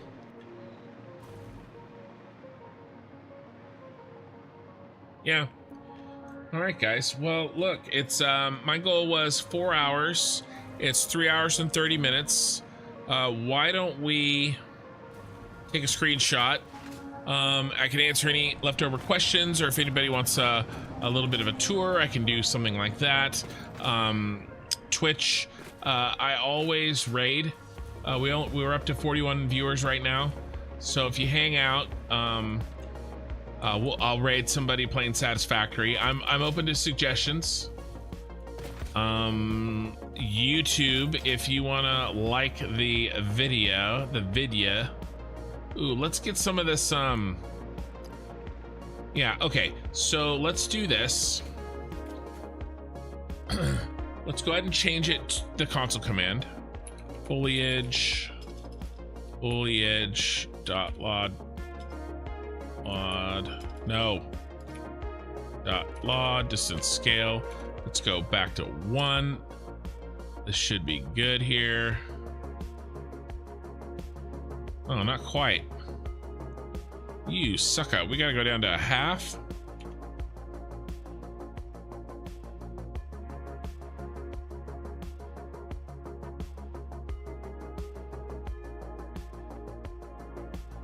Let's go down to the, yeah, the 0.5. There we go. Nice. All right, and now let's change our angle up a little.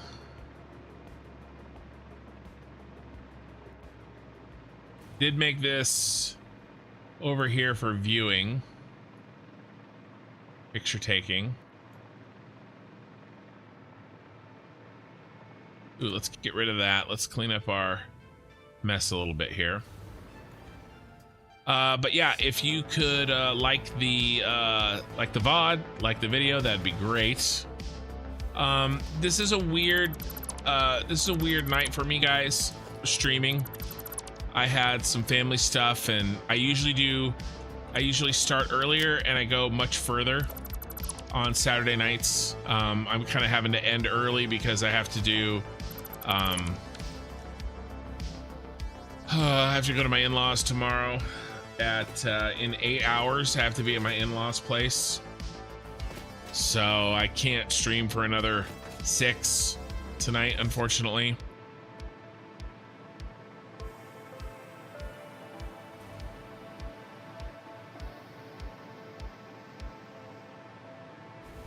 We gotta get out here.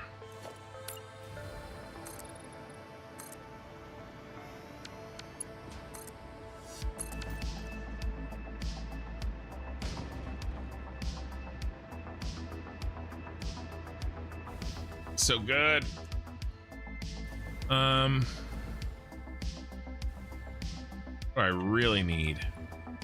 What I really need is to switch over into cheat mode.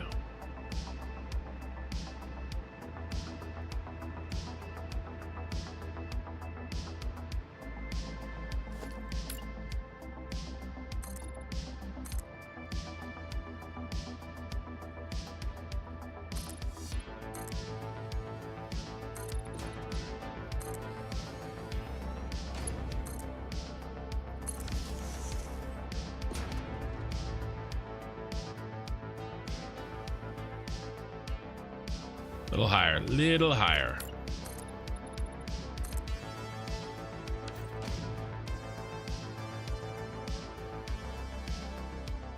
Pretty good.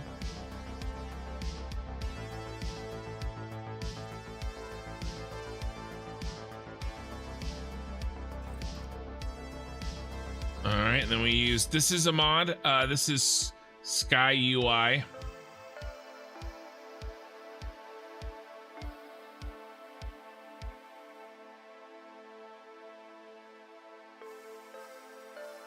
And it lets you change the sky.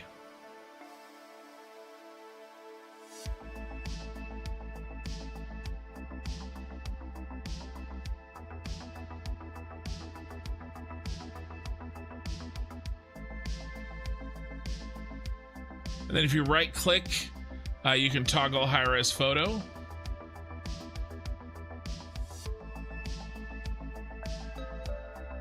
Let's see if we can get that in there.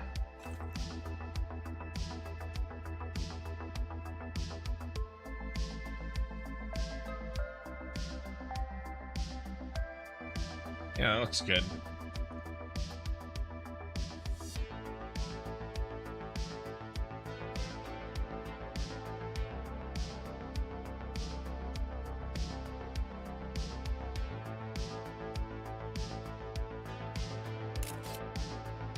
I'll make that into a thumbnail for this evening. Something like this. It's pretty sick. Let's clean up our mess. And then we're gonna say goodnight for the evening.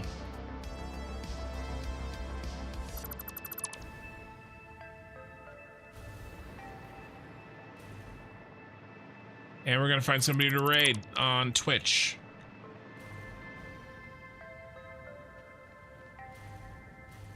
And next Saturday night, I'll be back to Factorio on Friday, but next Saturday night I will be playing Satisfactory, and we will be building out the inside of this building that we finished tonight. 'Tis the season, yeah. Can you show the train station below the new building delivering the iron and the copper? Miss seeing you finish the train system. Is it decorated? Yeah, I'll show you guys that real quick. Yeah, thanks for the stream. Yeah, you're welcome. I'll show you guys that just real quick before we sign off for the evening. So it's under here. It's like a little subway. I wouldn't say it's decorated necessarily, but it is functional. It's probably going to be mostly bare bones under here anyway. You know, just utilitarian under here. Maybe some catwalks, stuff like that. But yeah, no, this is our setup down here. And then, did you see the spiral? Ooh, Billy. Here's the train spiral, which I'm pretty proud of. That train gets going very fast down the spiral. There you go. This is the system that will feed our city its raw materials. So, yeah. All right, let's get back. I'll get back up to the top. We'll save, and then I'll find somebody to raid you guys. Any Any requests? Anybody streaming Satisfactory you guys want to you guys follow? Let me know. If we don't do if I don't have a request, I'll find somebody.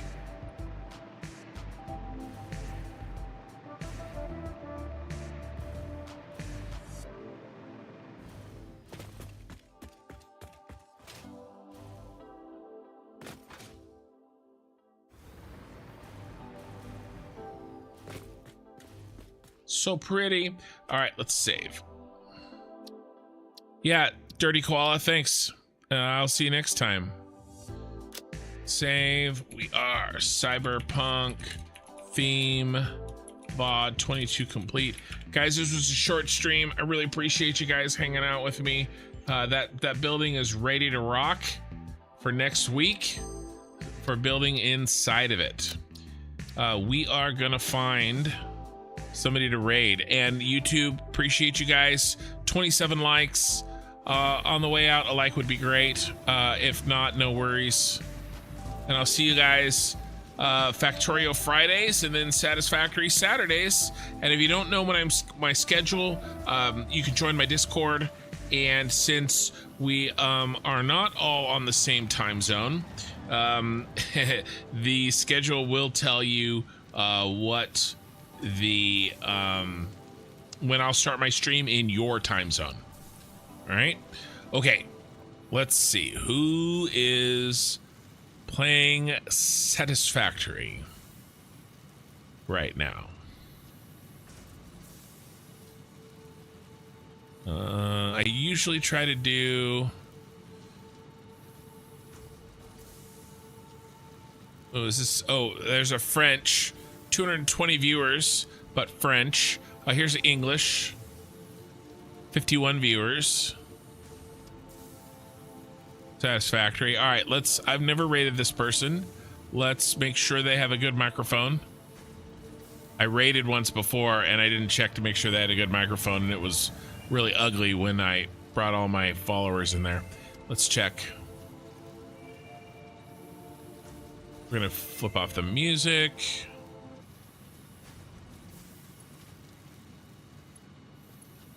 They haven't talked yet.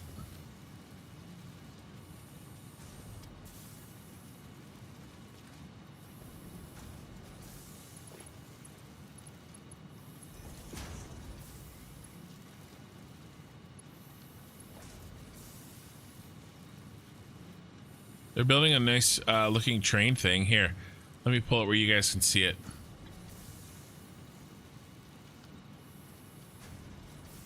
I don't know what this is down here.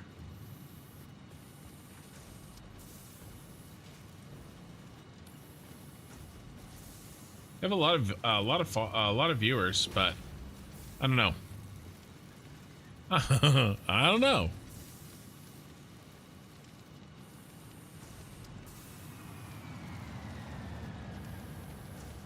Let's find somebody that's talking, shall we?